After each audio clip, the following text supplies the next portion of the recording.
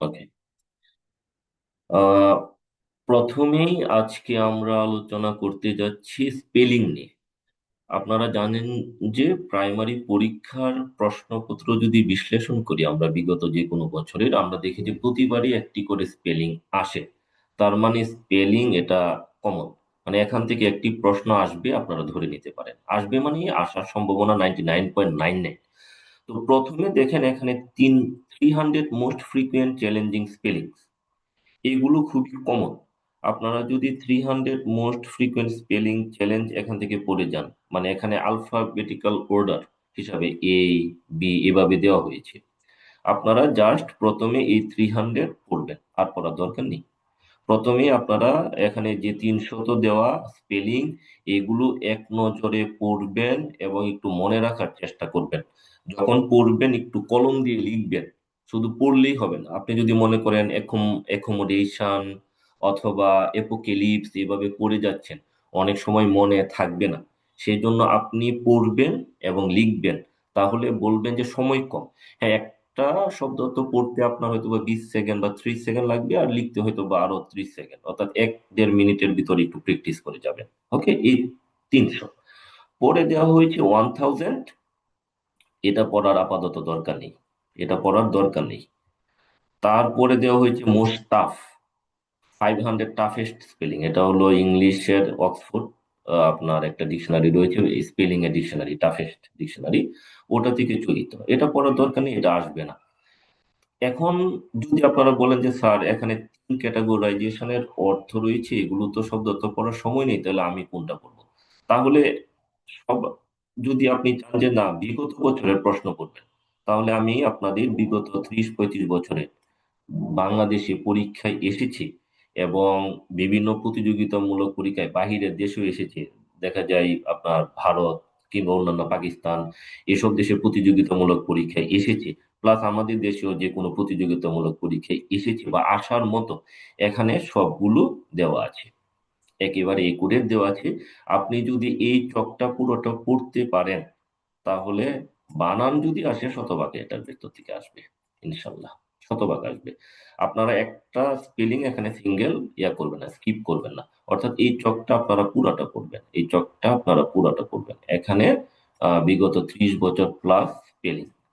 কিছু স্পেলিং এর ক্ষেত্রে কথা বলি, কিছু স্পেলিং আসছে আপনার ব্রিটিশ ইকুইভ্যালেন্ট, আমেরিকান ইকুইভ্যালেন্ট, কিন্তু আপনারা বাংলাদেশে দিয়ে আসবেন ব্রিটিশ ইকুইভ্যালেন্ট। সবসময় কিন্তু বাংলাদেশে প্রচলিত যে বানানটা হয় এটা কিন্তু বিআরই, বিআরই মানে ব্রিটিশ ইংলিশ।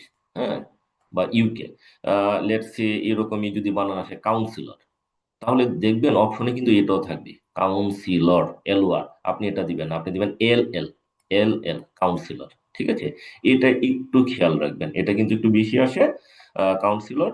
তারপরে এই বানানটা এসেছে বিগত বছরে, আপনি এটা দিলে হবে না, পরীক্ষায় এটা দিবেন। অপশনে কিন্তু দুইটাই থাকবে। তারপরে জুয়েলারি, জুয়েলারি এটা কিন্তু ইউএস, এটা দিবেন না, পরীক্ষায় এটা দিবেন। অর্থাৎ মূল কথা হলো যে প্রিভিয়াস ইয়ার্স যে বানানের যে আমরা কম্পাইলেশন করেছি, আপনারা শুধু এটাই পড়বেন। এক, 2 নাম্বার হলো এখানে যেটা ব্রিটিশ ইংলিশে দেওয়া, এটা পড়বেন। যদি ব্রিটিশ না থাকে, কিছু ক্ষেত্রে হয়তো বা থাকে না, সেক্ষেত্রে আমেরিকান, কিন্তু একই অপশনে দুইটি থাকলে অবশ্যই ব্রিটিশ হবে। হ্যাঁ, আর এই বানানটা একটু লক্ষ্য করে যাবেন, লাইসেন্স, লাইসেন্স, এটা নাউন আর এটা কিন্তু ভার্ব।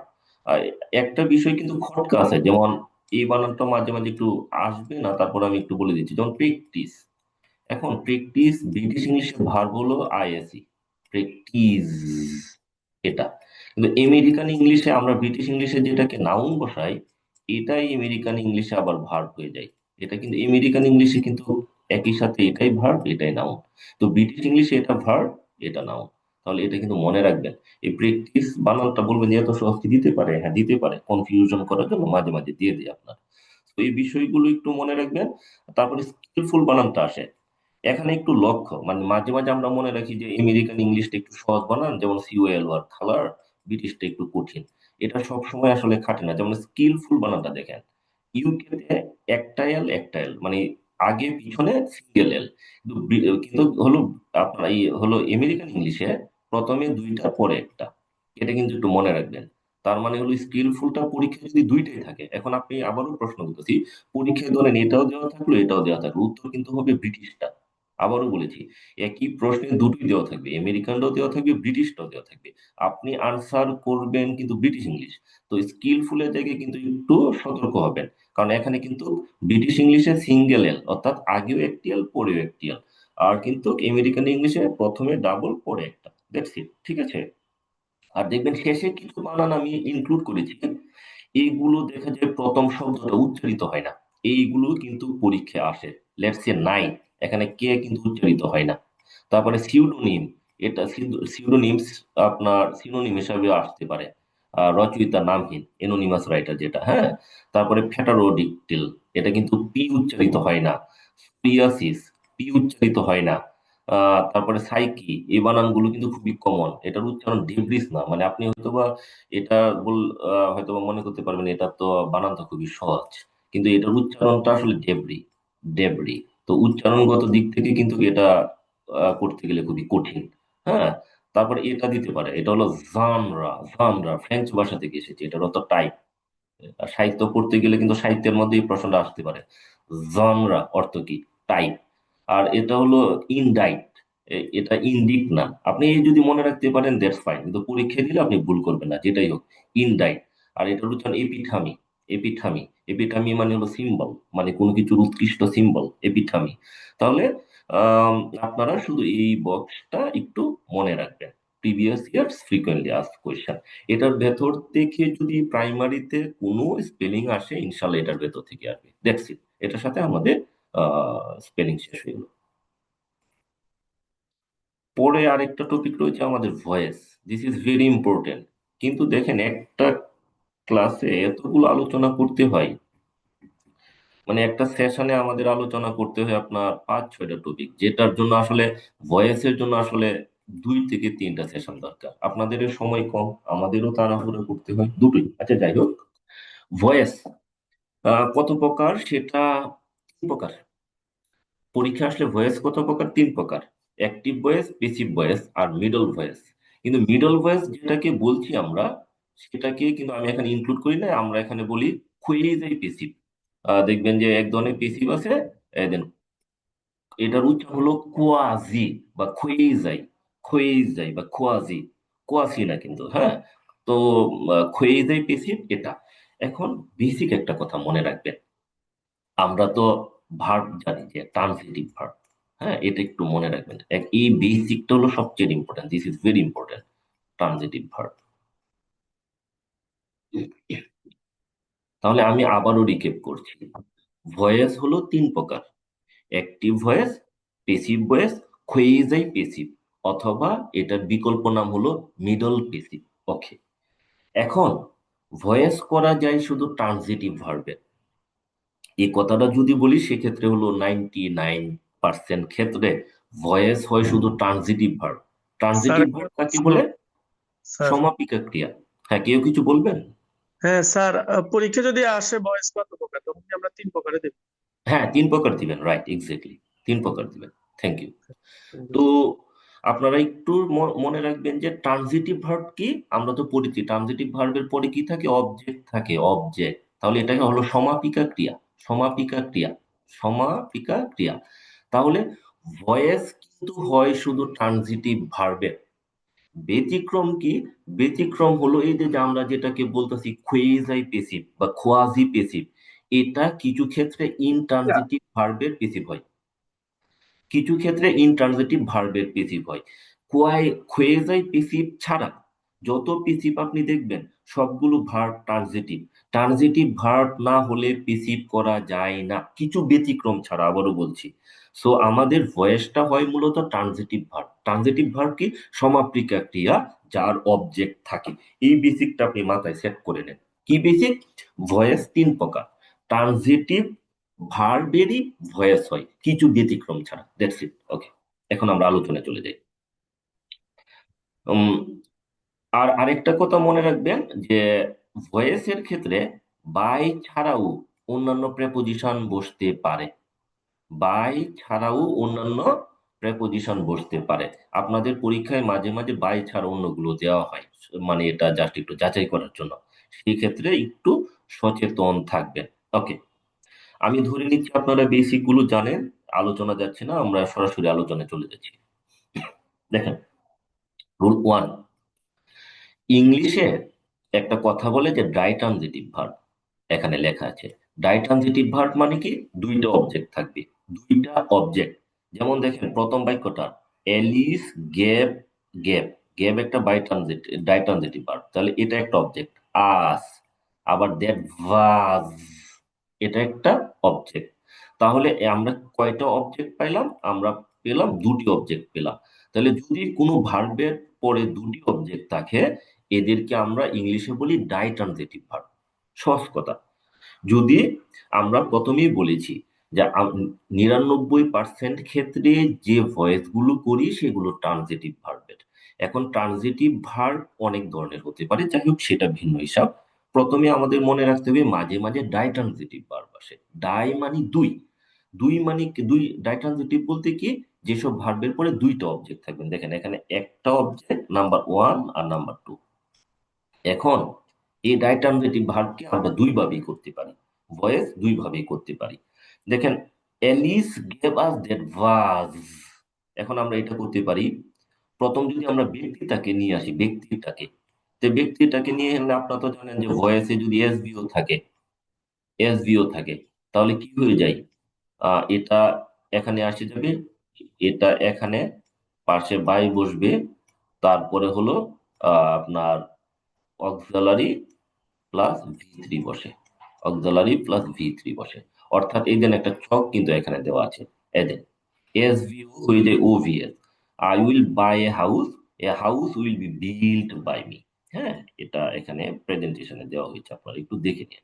তাহলে আমরা প্রথমে নিয়ে আসতেছি এখানে সাবজেক্টটা আস, তাহলে আস থাকলে কি উই হয়ে যাবে, উই। তে গেভ পাস্ট টেন্স, তাহলে were given, were given, we were given. Given যেহেতু একটা ভার্ব, এটার পরে কি আমরা অবজেক্ট বসাবো, কি অবজেক্ট আছে, দ্যাট ভাজ। মানে একটা অবজেক্ট তো আমরা সাবজেক্ট হিসেবে বসতেছি, আর একটা তো অবজেক্ট পজিশনে থেকে যাবে, দ্যাট ভাজ। তারপরে কি, বাই এলিস, বাই এলিস। এখন আপনি বলবেন যে স্যার আমি দ্যাট ভার্সটা প্রথমে আনবো। হ্যাঁ, ধরেন এরকম যদি থাকে, এই পেজে লক্ষ্য করেন, দ্যাট ভার্সটা আমরা প্রথমে আনবো, তাহলে that verse was given by Alice. পরে যে ব্যক্তিবাচক যে অবজেক্টটা যদি পরে বসান, মনে রাখবেন, আমার কথা অনেক সময় না বুঝলে আপনি এক্সাম্পল স্টাডি করবেন।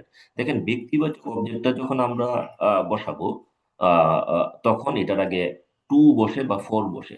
কিছু ক্ষেত্রে টু বসতে পারে, কিছু ক্ষেত্রে ফর বসতে পারে। তো ফরের তাই আমরা গেলাম না। সাধারণত আপনি মনে রাখবেন বাই থাকলে ফর বসতে পারে, BUY। আরো অনেকগুলো আছে, কিন্তু আমি আপনাদের ইম্পর্টেন্স গুলো দেখে ইনক্লুড করেছি। বাই থাকলে ফর বসে। হ্যাঁ, তাহলে আপনি মনে রাখবেন এখানে টু বসে। আবারও রিকেপ করছি, কিছু ভার্ব আছে ডাই ট্রানজিটিভ ভার্ব, এদেরকে পেসিভ দুই ভাবে করা যায়। আমরা যখন ব্যক্তিবাচকটাকে নিয়ে আসব তখন সিম্পল, কিন্তু বস্তুবাচকটা, এদের দেখেন বস্তুবাচকটাকে যখন সাবজেক্ট হিসেবে নিয়ে আসব, তখন ওখানের যে ব্যক্তিরা থাকবে, ব্যক্তিরা বাকি থাকবে, এটার আগে একটা প্রেপোজিশন বসাতে হবে, দ্যাটস ইট। আপনারা আরো ক্লিয়ার করার জন্য এই উদাহরণটা দেখে নিন, আমি জাস্ট একটু উদাহরণ দেখে নিন। 1, নাম্বার 2, নাম্বার 2 তে মনে রাখবেন ফ্যাক্টিটিভ ভার্ব। আমরা পড়েছিলাম আগে ফ্যাক্টিটিভ ভার্ব। ফ্যাক্টিটিভ ভার্ব কি, আমি তাকে নেতা নির্বাচন করলাম, আমরা তাকে ক্যাপ্টেন নির্বাচন করলাম। এই ধরনের যদি মেট, ইলেক্ট, সিলেক্ট এই ধরনের ভার্ব থাকে, তাহলে ওই সকল ভার্বকে বলে ফ্যাক্টিটিভ ভার্ব। মজার বিষয়টা একটু সিম্পলি বোঝার রাখেন। এখন আমরা কিন্তু কমপ্লিমেন্টে পড়েছিলাম, কমপ্লিমেন্ট, কমপ্লিমেন্ট। হ্যাঁ, কমপ্লিমেন্ট 5 প্রকার, কিন্তু এর মাঝে আপনাদের পড়িয়েছিলাম আমি 2 প্রকার, একটা হলো সাবজেক্ট, আর একটা হলো অবজেক্ট কমপ্লিমেন্ট। অবজেক্ট, একটু আজান পড়তেছে, আমি একটু বিরতি নিচ্ছি 2 সেকেন্ডে। স্যার 5 মিনিট বিরতি দিয়ে দেন স্যার, নামাজের বিরতি 5-7 মিনিট দিয়ে দেন। আমরা কি একটু নামাজে, ওকে, আপনি যদি চান পরে হলো, ঠিক আছে, আপনি বিরতি নিতে পারেন, আমরা সমস্যা নেই। আমরা দরকার পড়লে আপনি আসেন নামাজ পড়ে, আমরা রিপিট করবো। যারা নামাজ পড়েন প্লিজ আপনারা নামাজ পড়ে নিতে পারেন, নো প্রবলেম।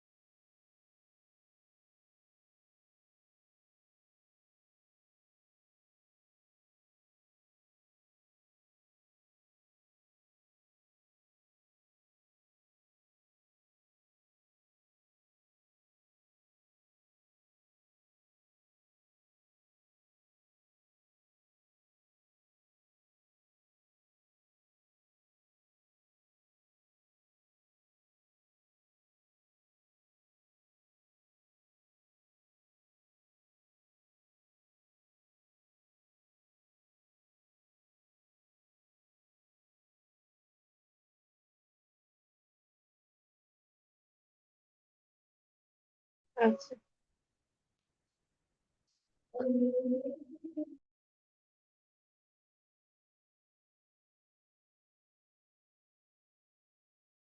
তাহলে তো অনার্সে একটা কথা থাকলো যে আমি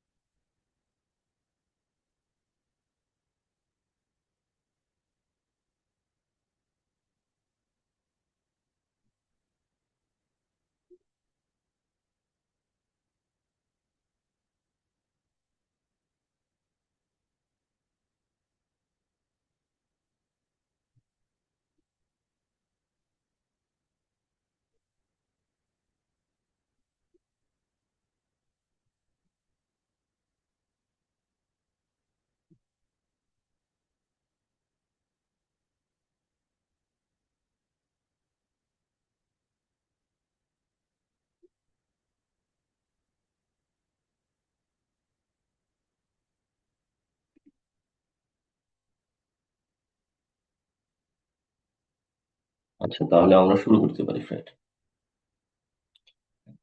তো যে কথা বলেছিলাম, আপনারা আবারও রিক্যাপ করছি যে ভয়েস তিন প্রকার: অ্যাক্টিভ ভয়েস, প্যাসিভ ভয়েস এবং quasi passive. Number one. Number two, voice হয় শুধু ট্রানজিটিভ ভার্বে, কিছু ব্যতিক্রম ছাড়া। প্রথমে যেটা আমরা আলোচনা করেছিলাম সেটা হলো ডাইট্রানজিটিভ ভার্ব। ডাইট্রানজিটিভ ভার্বের প্যাসিভ করা যায় দুই ভাবে, ঠিক আছে? সেটা আলোচনা করেছি, আপনারা আবার এটা থেকে দেখে নেবেন। দ্বিতীয় নাম্বার যেটা আমরা আলোচনা করতেছিলাম সেটা হলো ফ্যাক্টিটিভ ভার্ব। পরীক্ষায় কিন্তু আসবে যে নিচের কোনটি ফ্যাক্টিটিভ ভার্ব। তখন যদি অপশনে দেওয়া থাকে এই ভার্বগুলো একটু মনে রাখবেন। এক, এখন ফ্যাক্টিটিভ ভার্ব বোঝার আগে আমরা একটা বিষয় বুঝতে চাচ্ছিলাম, সেটা হলো কমপ্লিমেন্ট। কমপ্লিমেন্ট পাঁচ প্রকার হলেও আমরা আলোচনা করছি মূলত দুই প্রকার। একটা হলো সাবজেক্ট কমপ্লিমেন্ট, একটা হলো অবজেক্ট কমপ্লিমেন্ট। দেখেন, আমি যখন বলবো আই এম এ টিচার, তখন এটাকে বলবে complement. I am a teacher, এখানে কমপ্লিমেন্ট। কারণ কেন? টিচারটা কে? আইটা কে? টিচার। যখন সাবজেক্ট এবং অবজেক্ট একই হয় তখন এটাকে বলে কমপ্লিমেন্ট। হ্যাঁ, এখন দেখেন, এখানে আসেন, দে ইলেক্টেড হার প্রেসিডেন্ট। আরেকটা কথা বলে রাখি যে ফেক্টিটিভ ভার্ব গুলো কিন্তু ডাইট্রানজিটিভ ভার্ব। এখন ফেক্টিটিভ ভার্বের মধ্যে দেখেন, দে তারা নির্বাচন করলো তাকে। তাকে কে নির্বাচন করলো? প্রেসিডেন্ট। প্রেসিডেন্ট কে? সে। সে কে? প্রেসিডেন্ট। এটাকে বলে অবজেক্ট কমপ্লিমেন্ট। এখন অবজেক্ট কমপ্লিমেন্ট কে? মনে রাখবেন যে কমপ্লিমেন্টটা হলো প্রেসিডেন্ট বা পদবি যেটা থাকবে এটা, এগুলোকে কখনো সাবজেক্ট হিসেবে বসানো যাবে না। কারণ কমপ্লিমেন্ট কখনো সাবজেক্ট হিসেবে বসবে না, সাধারণত এখানে অবজেক্ট হিসেবে বসবে। ঠিক আছে? তো দে ইলেক্টেড হার প্রেসিডেন্ট, আপনি যদি দেন প্রেসিডেন্ট ওয়াজ ইলেক্টেড, না, এরকম বসে না। আপনি শুধু ব্যক্তিবাচকটাকে আনবেন। কারণ এখানে এইভাবে মনে রাখবেন, যেহেতু একই সাথে অবজেক্ট এবং কমপ্লিমেন্ট রয়েছে, তাহলে কমপ্লিমেন্ট সাবজেক্ট হিসাবে বসবে না, অবজেক্টটাই সাবজেক্ট হিসাবে বসবে। তাহলে দে ইলেক্টেড হার প্রেসিডেন্ট, তাহলে হারটা হয়ে যাবে কি subject pronoun, she was elected president. They থাকলে সাধারণত আর কিছু বসে না। People voted him the best director, he was voted the best director. People থাকলেও বাই বসে না, উই থাকলেও বসে না। ঠিক আছে, মানে এইগুলো বাই বসে না, আমরা সামনে আসছি। আর বসালেও সমস্যা নাই, কিন্তু সাধারণত বসবে না। হ্যাঁ, okay. Rule three. Rule three একটু মনে রাখবেন যে এখানে একটু আলোচনার একটা বিষয় আমরা আলোচনা করেছিলাম যে কিছু ভার্ব আছে, এটা একটু জটিল। সি, ওয়াচ, WAT, এখানে লেখা আছে দেখেন, make, feel, help, observe, see, watch, notice. এখন এইগুলো ভার্বে অ্যাক্টিভ ভয়েসে কোনো প্রেপোজিশন থাকবে না, মানে এটার ভেতরে।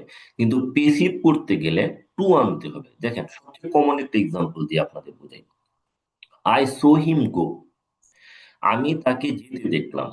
আমরা কিন্তু ভার্বের ক্লাসে আলোচনা করেছি যে সো, ফিল, ওয়াচ এই ধরনের ভার্ব থাকলে এরপরে অবজেক্ট থাকবে, অবজেক্টের পরে আইএনজি হতে পারে, আবার বেস ফর্ম হতে পারে।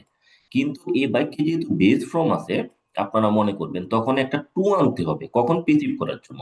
তাহলে সাবজেক্টটা কি, অবজেক্টটা কি? হি না? তাহলে হি। সো তে হয়ে যাবে was seen, he was scene. তারপরে কি ভার্ব একটা বাকি থাকে না, গো। এই গোর ক্ষেত্রে আনতে হবে to go. He was seen to go by me, he was seen to go by me. এইভাবে করতে হবে। যেমন he help me do the work, I was help do the work. তার মানে আপনারা মনে রাখবেন, এইরকম ভার্বের পরে যখন অবজেক্ট প্লাস বেসিক ফর্ম বসে, অবজেক্ট প্লাস বেস ফর্ম, এদেন অবজেক্ট প্লাস বেস ফর্ম বসে, তখন পেসিভ করার সময় ওই মূল ভার্বের পরে একটা টু বসাতে হবে। কখন? যখন বেস ফর্ম থাকবে, যেটাকে আমরা বেয়ার ইনফিনিটিভ বলি। হ্যাঁ, কিন্তু যখন দেখেন একটা আইএনজি থাকবে, আইএনজি, তখন কিন্তু আর কিছু আনতে হবে না, আইএনজিটাই বসে যাবে। যেমন I hard him singing a song, তাহলে এটা তো অবজেক্ট, এটা সাবজেক্ট হয়ে যাবে, তাহলে হি। তাহলে হার্ড হয়ে যাবে কি? ওয়াজ হার্ড, হি ওয়াজ হার্ড। বাদ বাকি যা আছে তাই, সিঙ্গিং এ সং। ঠিক আছে? যেমন I can smell something burning, something can't B smell burning. This is very important. তাহলে মনে রাখবেন, এইসব ভার্বের পরে যদি বেস ফর্ম বসে পেসিভ করার ক্ষেত্রে টু আনতে হবে, অন্যথায় যদি আইএনজি থাকে যা আছে সিম্পলি বসবে। হ্যাঁ, দ্যাটস ইট। 5 নাম্বারটাও ফ্রিকোয়েন্ট। কোনো রুল স্কিপ করা যাবে না, সংক্ষেপে কোনো কিছু নাই, কারণ রুল 30-40টা আরো আছে, আমি আপনাদের জন্য কিউরেটেড করেছি হয়তো বা 25-30টা। এখন কোনটা আসবে স্পেসিফিক করে তো বলা যায় না, সবই তো ইম্পর্টেন্ট। একটা কথা মনে রাখবেন, যখন প্রেপোজিশনাল ভার্ব থাকবে কিংবা ফ্রেজাল ভার্ব থাকবে, ট্রানজিটিভ ফ্রেজাল ভার্ব, তখন এই প্রেপোজিশন গুলো বাদ দেওয়া যাবে না। মানে বাই তো বসবে, এই প্রেপোজিশন গুলো বসবে। আপনারা একটু মনে রাখবেন, দেখেন, we will look into the whole issue, আমরা পুরো বিষয়টাকে তদন্ত করব। তাহলে সাব অবজেক্ট কোনটা? The whole issue. তাহলে এটা সাবজেক্ট হয়ে যাবে the whole issue. Auxiliary verb কি আছে? উইল। আমরা জানি যে মডাল ভার্বের পরে কি বসবে? বি ভার্ব বসবে। Modal verb shall, should, will, would, can, could, may, might, এগুলোকে পেসিভ করতে গেলে বি ভার্ব বসে যায়। তাহলে the whole issue will be looked into, আপনি দিতে পারেন বাই আস, আমি বাইটা বসাই নাই, আপনি ইচ্ছা করলে দিতে পারেন, সমস্যা নেই। By us. মানে এখানে মূল কথা কি, কোন বাক্যে যদি আলাদা প্রেপোজিশন থাকে এগুলোকে ড্রপ করা যাবে না, এগুলোকে বাদ দেওয়া যাবে না। যেমন Ella looked after him, he was look after by Ella. দেখছেন, আফটারও বসাতে হবে, আর বাই তো নর্মালি আসবে, বাই আসবে পেসিভের কারণে, আর লুক আফটার তো এটা ফ্রেজাল ভার্ব। তো এইরকম ফ্রেজাল ভার্বের প্রেপোজিশন কিন্তু বাদ দেওয়া যাবে না, পরীক্ষায় দেখবেন অপশনে বাদ দিয়ে দিবে। তো আপনাকে সেক্ষেত্রে মনে রাখবেন যে আপনি বাদ দিতে পারবেন না। ওকে, 6 নম্বরে এখানে একটা সাবজেক্ট লিখেছি, এটা কেবল এমটি সাবজেক্ট। এমটি সাবজেক্ট কি? যখন একটি ভয়েসের subject people, somebody, someone, something, they, one, we এগুলো থাকবে, তখন অবজেক্ট হিসেবে এদেরকে না বসালেও চলে। কোথায়? পেসিভ যখন করব। যেমন আপনি দেখেন, people use the footpath all the time. The footpath use, তাহলে হয়ে যাবে used all the time. People আছে, বাই পিপল দেওয়ার দরকার নেই, এটা কেবল empty subject. Someone took my purse, তাহলে মাই পার্স, তাই না, মাই পার্স, এটার যেহেতু অবজেক্টটা সাবজেক্ট হয়ে যাবে, টুক হয়ে যাবে ওয়াজ টেকেন, বাই সামওয়ান দেওয়ার দরকার নাই, দ্যাটস ইট। এটা একটু মনে রাখবেন, মাঝে মাঝে এটা থেকে আসে, তখন অবজেক্ট দেওয়া থাকে না। হ্যাঁ, আর প্রশ্ন থাকে, স্যার ধরেন এখানে দেওয়া থাকলো my purse was taken by someone, আর আরেকটার মধ্যে আসলো মাই পার্স ওয়াজ টেকেন, তাহলে কোনটা দিব? তাহলে আপনি দিবেন এটা, মাই পার্স ওয়াজ টেকেন। কারণ এটা যে আমরা প্রচলিত ইন্ডিয়ান বইগুলো যেগুলো পড়ি, আপনার পিসি দাসের বই কিংবা আপনার এরি হান্টের বই, যেগুলোর কথাই বলি না কেন, 10টা, সবগুলোতে বাই দেওয়া নাই। হ্যাঁ, তো পরীক্ষায় যদি বাই সামন দেওয়া থাকে, বাই পিপুল দেওয়া থাকে, এটা বসাবেন না, যেটা বাই ছাড়া থাকবে এটাই দিবেন। তারপরে আপনারা মনে রাখবেন, কত কিছু ভার্ব আছে, দিস ইজ ভেরি ইম্পর্টেন্ট। এখন আপনি বলবেন যে স্যার সবগুলো কি মনে রাখবেন না, অ্যাটলিস্ট এটা মনে রাখেন। রিজেম্বল, রিজেম্বল হলো দেখতে, এটা অনুবাদেও আসে, মেয়েটি দেখতে তার মায়ের মতো। The girl resembles her mother. The girl, the girl, ঠিক আছে, রিজেম্বলস হার মাদার, মেয়েটি দেখতে তার মায়ের মতো। এখন এই যে যে ভার্ব আছে হ্যাভ, হ্যাভের কিন্তু অনেক মিনিং আছে, এর মধ্যে আমি কিন্তু লিখে দিয়েছি পজেশন। পজেশন মানে কি? যেটা আছে, আই হ্যাভ এ কাউ, এরকম, ঠিক আছে। তো যখন হ্যাভ দ্বারা পজেশন বুঝাবে, আবার মাইন্ড ভার্ব রয়েছে, resemble, look like, cost, fit, suit and lack, এগুলো কিন্তু ট্রানজিটিভ ভার্ব। এগুলো কি ভার্ব? Transitive verb. ট্রানজিটিভ ভার্ব হওয়া সত্ত্বেও এদেরকে পেসিভ করা যাবে না। তাহলে দিস ইজ ভেরি ইম্পর্টেন্ট, আপনারা এটা মনে রাখবেন, এটা আসার সম্ভাবনা 99.99, মানে এটা আসে আসলে খুবই ফ্রিকুয়েন্ট। দেখেন, রিজেম্বল সার মাদার, এটাকে পেসিভ করা যাবে না। দ্য নিউজ শাড়ি স্যার, এগুলোকে পেসিভ করা যাবে না, এইগুলো যখন থাকবে পেসিভ করা যাবে না। এটার একটা লজিক আছে, যে এটাকে যদি পেসিভ করেন, আমরা জানি যে ভয়েস পরে ট্রান্সফরমেশন অফ সেন্টেন্সের ক্ষেত্রে, ট্রান্সফরমেশন অফ সেন্টেন্স, আমি আগের ক্লাসে বলেছিলাম যে ট্রান্সফরমেশন অফ সেন্টেন্সে কিন্তু নেরেশনও পড়ে, ভয়েসও পড়ে, ডিগ্রিও পড়ে। এখন ট্রান্সফরমেশন অফ সেন্টেন্সের মূল কথা কি? ট্রান্সফরমেশন অফ সেন্টেন্সের মূল কথা হলো মিনিং চেঞ্জ করা যাবে না, মিনিং ঠিক রেখে বাক্যটা পরিবর্তন করতে হবে, অর্থাৎ মিনিংটাকে অক্ষত রেখে বাক্য পরিবর্তন করতে হবে। এখন দেখেন, সি রিজেম্বলস হার মাদার, আমি যদি দিই যে her mother, her mother, her mother is resembled, resembled by her, তাহলে মিনিংটা চেঞ্জ হয়ে যায়। এখানে বলতেছি মেয়েটি দেখতে তার মায়ের মতো, এই বাক্য করলে হয়ে যায় যে মা দেখতে তার মেয়ের মতো। হ্যাঁ, মা দেখতে মেয়ের মতো, মা দেখতে মেয়ের মতো। এখন মা দেখতে মেয়ের মতো, তাহলে তো জন্ম আগে পরে এরকম একটা মিনিং চেঞ্জার হয়ে যায়। তো এই ক্ষেত্রে আমরা এগুলোকে পেসিভ করব না। ঠিক আছে, দিস ইজ ভেরি ইম্পর্টেন্ট, এটা কিন্তু মনে রাখবেন। পরেরটা দেখেন, আবার কিছু স্টেট ভার্ব আছে যেগুলোর পেসিভ হয়, এগুলো একটু মনে রাখবেন। যে John owns his house, the house is owned by John. আসলে প্রত্যেকটা গ্রামার আইটেমে নিপাতনে থাকে, অর্থাৎ রুল অফ এক্সেপশন থাকে। যেমন এইগুলোকে আমরা বলতেছি স্টেট ভার্ব। এই স্টেট ভার্ব গুলোর মানে অর্থাৎ ট্রানজিটিভ ভার্ব, এগুলো একই সাথে স্টেট ভার্ব, এগুলো পেসিভ হবে না। আবার দেখেন এই স্টেট ভার্ব গুলো কিন্তু পেসিভ হচ্ছে, সো এগুলো কিন্তু একটু দেখে যাবেন। এখন যেসব ভার্বের পেসিভ হবে না, এটার আরেকটা রুল আছে, এগুলো দেখে যাবেন। এগুলোকে আমরা বলতেছিলাম যে ডিসকন্টিনিউয়াস ভার্ব। আপনাদের যখন আমরা ভার্ব আলোচনা করেছিলাম টাইপসে, তখন কিন্তু বলেছিলাম কিছু ভার্ব আছে এগুলো কন্টিনিউয়াস টেন্সে ব্যবহার করা হয় না। এই ধরনের ভার্বকে আমরা পেসিভ করা যাবে না, ইউ ক্যান নট পেসিভাইজ। তাহলে আপনি যদি কোনো কিছু মনে না রাখতে পারেন, এটা এক্সাম্পল অন্তত মনে রাখবেন।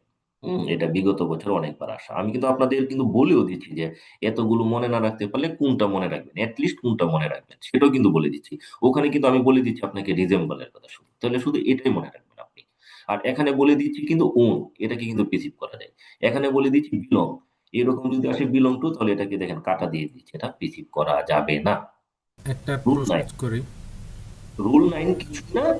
হ্যাঁ, একটা প্রশ্ন করলে প্রশ্ন করতে ছিল। পারেন প্লিজ। আচ্ছা, এই যে 8 নাম্বার রুলটা, যেটা যে দিস হ্যাঁ, বুক বিলংস টু হিম, এটা প্যাসিভ এরকম তো করা যায় না যে this book is belonged to him. This book is belonged to him. Is belongs to হবে না তো ভাইয়া, তখন তো ইজ বিলংড হয়ে যাবে, কারণ পেসিভ ভয়েস ভি3 হয়। ঠিক আছে। বললাম যে this book is belonged to him, সেটাই তো বললাম। আচ্ছা, this book is belong to him, না তাহলে তো কি হলো, this book belongs to him, এটা তো নিজে অ্যাক্টিভ করা যাচ্ছে। এটাকে তো আর পিসিভ করার দরকার নেই, ফার্দার পিসিভ করার দরকার নেই, এই বইটি আমার। ঠিক আছে। এটাকে ফার্দার পিসিভাইজ করার দরকার নেই, কারণ কিছু ভার্ব আছে নিজেই সাবজেক্ট হিসেবে কাজ করতে পারে। আপনার প্রশ্নের আমি একটা উত্তর দিচ্ছি।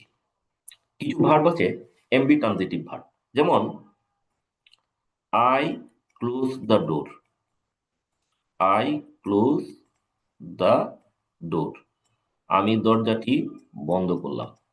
আপনি কিন্তু আবার বলতে পারবেন the door closed, the door closed, দরজাটি বন্ধ হয়ে গেল। আপনি যদি দেন দ্য ডোর ওয়াজ ক্লোজ, এটা কিন্তু ভুল, দেওয়ার দরকার নাই। কারণ এখানে এদেরকে বলে এমবি ট্রানজিটিভ ভার্ব, এটা আমরা ভার্বের ক্লাসে আলোচনা করেছিলাম। আপনার যদি বুঝতে সমস্যা হয় তাহলে ভার্বের ভিডিওটা দেখে যান, ওখানে বিস্তারিত বলা হয়েছে। ঠিক আছে। তো অনেক ভার্ব আছে ওগুলো নিজে এজেন্ট হিসেবে কাজ করে। আবার এমবি ট্রানজিটিভ, এদেরকে বলে এমবি ট্রানজিটিভ। এমবি মানে দুই, দুই ভাবে কাজ করতে পারে, অর্থাৎ এরা অবজেক্ট হিসেবে কাজ করতে পারে, অবজেক্ট নিতে পারে, আবার এরা সরাসরি পেসিভ ছাড়াও করতে পারে, কিন্তু মিনিংটা কিন্তু পেসিভ দেয়। যাই হোক, এখানে আমি বিস্তারিত এই আলোচনা যাচ্ছি না, যেহেতু আগের ক্লাসে আলোচনা করেছি। কারণ বিস্তারিত আলোচনা করতে গেলে অনেকের এটা কনফিউজড বা ম্যাশড আপ হয়ে যাবে। Okay, rule nine. Rule nine simple. আমি আগেই বলেছিলাম যে যদি মডাল ভার্ব থাকে shall, should, will, would, can, could, may, might, must, তাহলে আপনি এদের পরে বি বসাবেন, একটা বি আনবেন। Be, I will do the work will be done by me, এখানে একটা বি এনেছি। বি ছাড়া পেসিভাইজ বা পেসিভ করা যাবে না, দ্যাটস ইট। একই কথা এখানে, এগুলো হলো সেমি মডাল, অর্থাৎ যদি have to, has to, had to, আপনার নিডন্ট, নিডন্ট কিন্তু নিড না, নিডন্ট, যখন নিড নেগেটিভ হিসাবে বসবে তখনই এটা কিন্তু মডাল ভার্ব, আদারওয়াইজ না। ঠিক আছে। তারপরে ইউজ টু অর টু থাকলে এদের পরে বি বসাবো। দেখেন এখানে I use to play football, football use to be played by me, that's it. এটা একটু মনে রাখবেন, অনেক সময় কিন্তু ওয়াজ বসায় দেয়, এটা কিন্তু হবে না। আহ, তারপরে you needn't do the homework needn't be done by you. Example গুলো একটু পড়ে নিন, একবার পড়ে নিন। পড়ে নিলে কি হবে, আপনার দক্ষতা বাড়বে, আপনি কনফিডেন্ট ফিল করবেন, আদারওয়াইজ একটু ঝামেলা হয়। ওকে, রুল 11। 11টা আপনাদের একটু কনসাস করার জন্য। কি কনসাস? দেখবেন অনেক সময় পরীক্ষকরা চালাকি করে অবজেক্টটা প্লোরালে রাখতে পারে। পুলিশ কিন্তু প্লোরাল, মাইস কিন্তু প্লোরাল, মাউস কিন্তু সিঙ্গুলার, মাউস। হ্যাঁ, মাউস। আমরা জানি যে মাউস শব্দটার প্লুরাল দুইটা, MOUSE, এসি। মাউস শব্দটা প্লুরাল দুইটা, একটা হলো মাইস, আর এটা যদি কম্পিউটারের মাউস বোঝায় যেটা আমি ব্যবহার করতেছি তাহলে মাউসেস হয়ে যায়, সেটা ভিন্ন কথা, আমি গেলাম না। তাহলে মাউস মাইস, তাহলে দেখেন মাইস এটা কিন্তু প্লুরাল। তারপরে আমরা জানি দা প্লাস অ্যাডজেক্টিভ বসলে প্লুরাল হয়, দা প্লাস অ্যাডজেক্টিভ থাকলে এটা কি প্লুরাল হয়।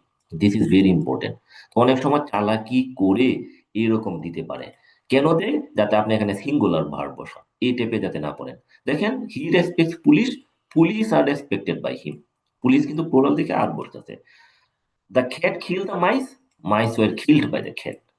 Fortune favors the brave are favored by fortune. এটা একটু মনে রাখবেন, দিস ইজ ভেরি ইম্পর্টেন্ট, ঠিক আছে?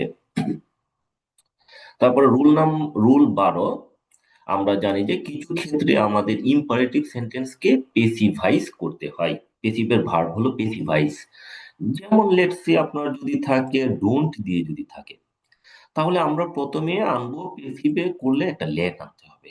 তাহলে লেট নট, হ্যাঁ, ডোন্ট শাট দ্য ডোর মানে আপনি বসাবেন লেট নট, তারপরে বসাবেন অবজেক্ট, সাবজেক্ট হবে দা ডোর, আর লেট থাকলেও কিন্তু বি আনতে হয়, ডট ডট ডট বি আনতে হবে, এটা কিন্তু মনে রাখেন। তারপরে বি শার্ট, এখানে কিন্তু আমি লিখে দিয়েছি আপনাকে, স্ট্রাকচার লিখে দিয়েছি, আপনারা একটু পড়ে নেবেন। Don't waste your time, let not your time be wasted, let not your time be wasted. Okay.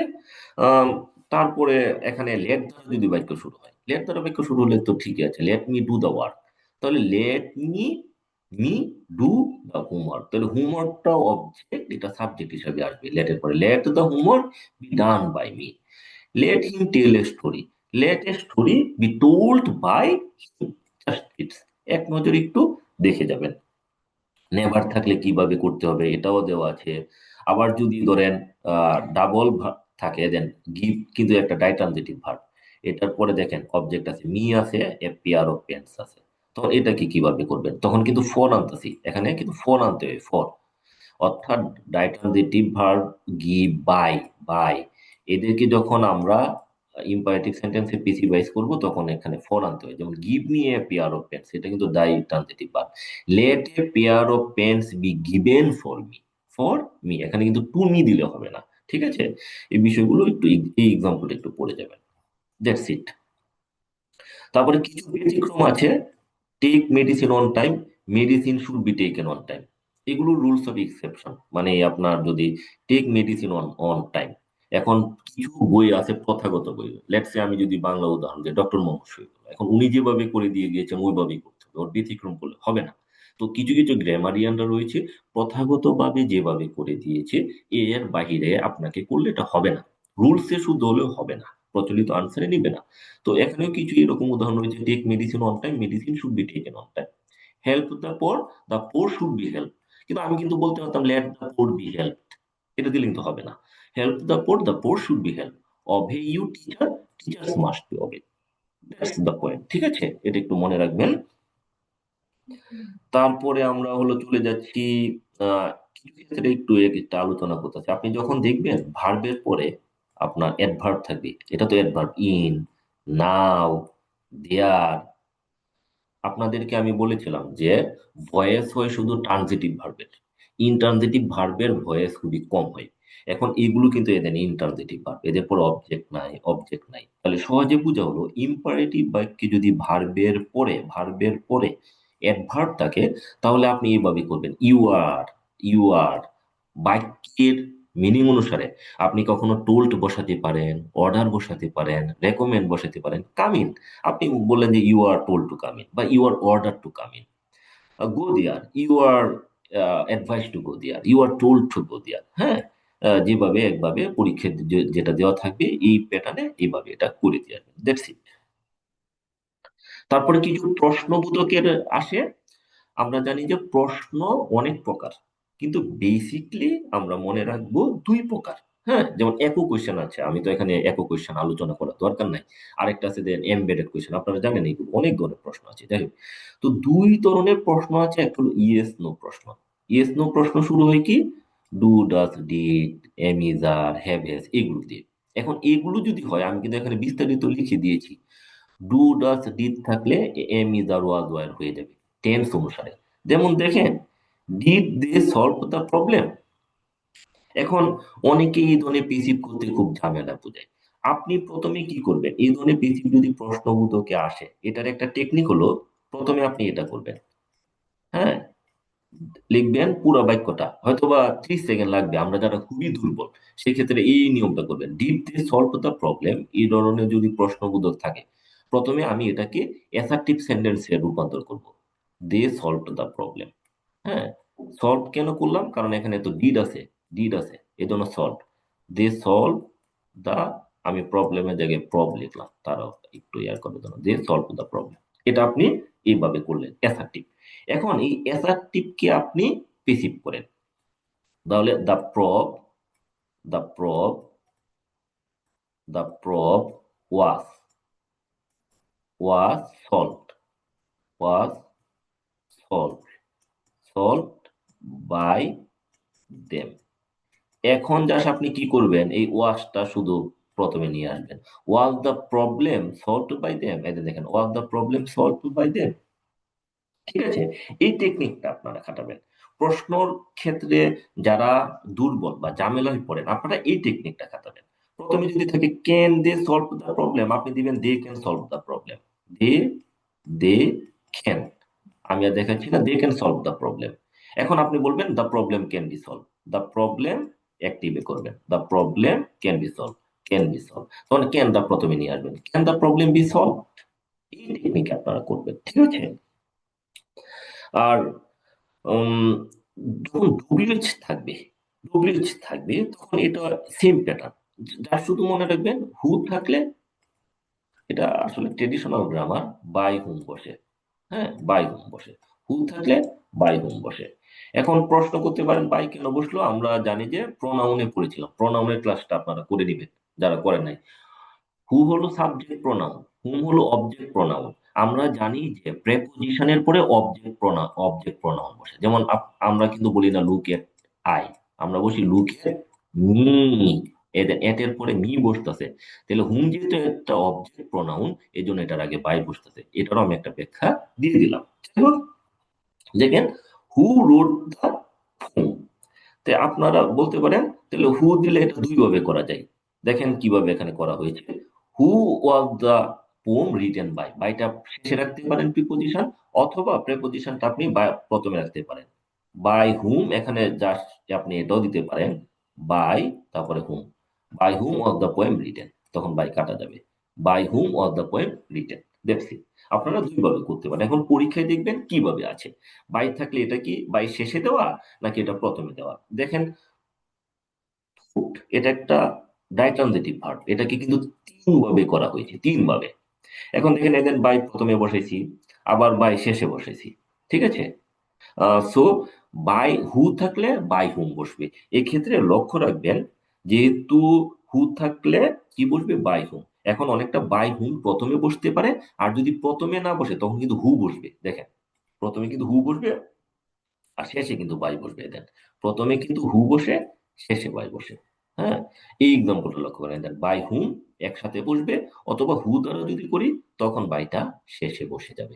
That's it. এটা একটু মনে রাখলে এর ভেতর থেকে কমন পাওয়ার সম্ভাবনা খুবই বেশি। হ্যাঁ, 15 নাম্বার রুল, এটা যেটা আমরা বলেছিলাম, এই যে যে ভার্ব গুলো আছে, আমরা বলেছিলাম না প্রথমে যে ভয়েস হলো তিন প্রকার, অ্যাক্টিভ ভয়েস, পেসিভ ভয়েস, আর একটা হলো খুয়েজাই পেসিভ, মানে বাংলাদেশে আমরা যেটাকে বলে কুয়াসি। এখন কুয়াসি পেসিভ কাকে বলে, যদি আমি এই উচ্চারণটা ভুলভাবেই করি, আচ্ছা, কুয়াসি পেসিভ ওইগুলোকে বলে যেগুলোর ভার্ব ইনট্রানজিটিভ। যেমন আমরা লিঙ্কিং ভার্ব পড়েছিলাম না, be become remain stay appear seem sound feel look smell taste. দেখেন, দিস ম্যাঙ্গোস টেস্ট সুইট, এই আমগুলো মিষ্টি। এখন সুইট তো অ্যাডভার্ব, তাহলে এইগুলোকে কিভাবে করবেন, জাস্ট এখানে নিয়ম আমরা জানি। আম, আপনারা লিখবেন যে দিস ম্যাঙ্গোস আর সুইট, টেস্টটা পরে লিখবেন, when they are tested. When they কেন, এখানে যেহেতু ম্যাঙ্গোস প্লোরাল, তাহলে প্রথমে বসাবেন এইরকম, যেমন দা রোজ স্মেল সুইট, প্রথমে স্মেলটা তুলে দিবেন।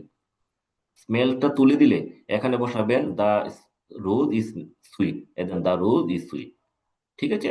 তখন আমি কি আবারও বলতেছি, দা রোজ স্মেল সুইট, স্মেলটা তুলে দিবেন, দা রোজ ইজ সুইট, পরে আনবেন when it is, when there, singular থাকলে হোয়েন ইট ইজ, প্লুরাল থাকলে when there, when it is male. এখানে কিছু উদাহরণ দেওয়া আছে, এগুলো ইন্ডিয়ান ইংলিশ, এখান থেকে হুম মানে উদাহরণগুলো দেওয়া আছে। হুবহু আপনারা এই উদাহরণগুলো একটু পড়ে নিন, এগুলো আসে গতানুগতিক তো, এই জন্য আসে।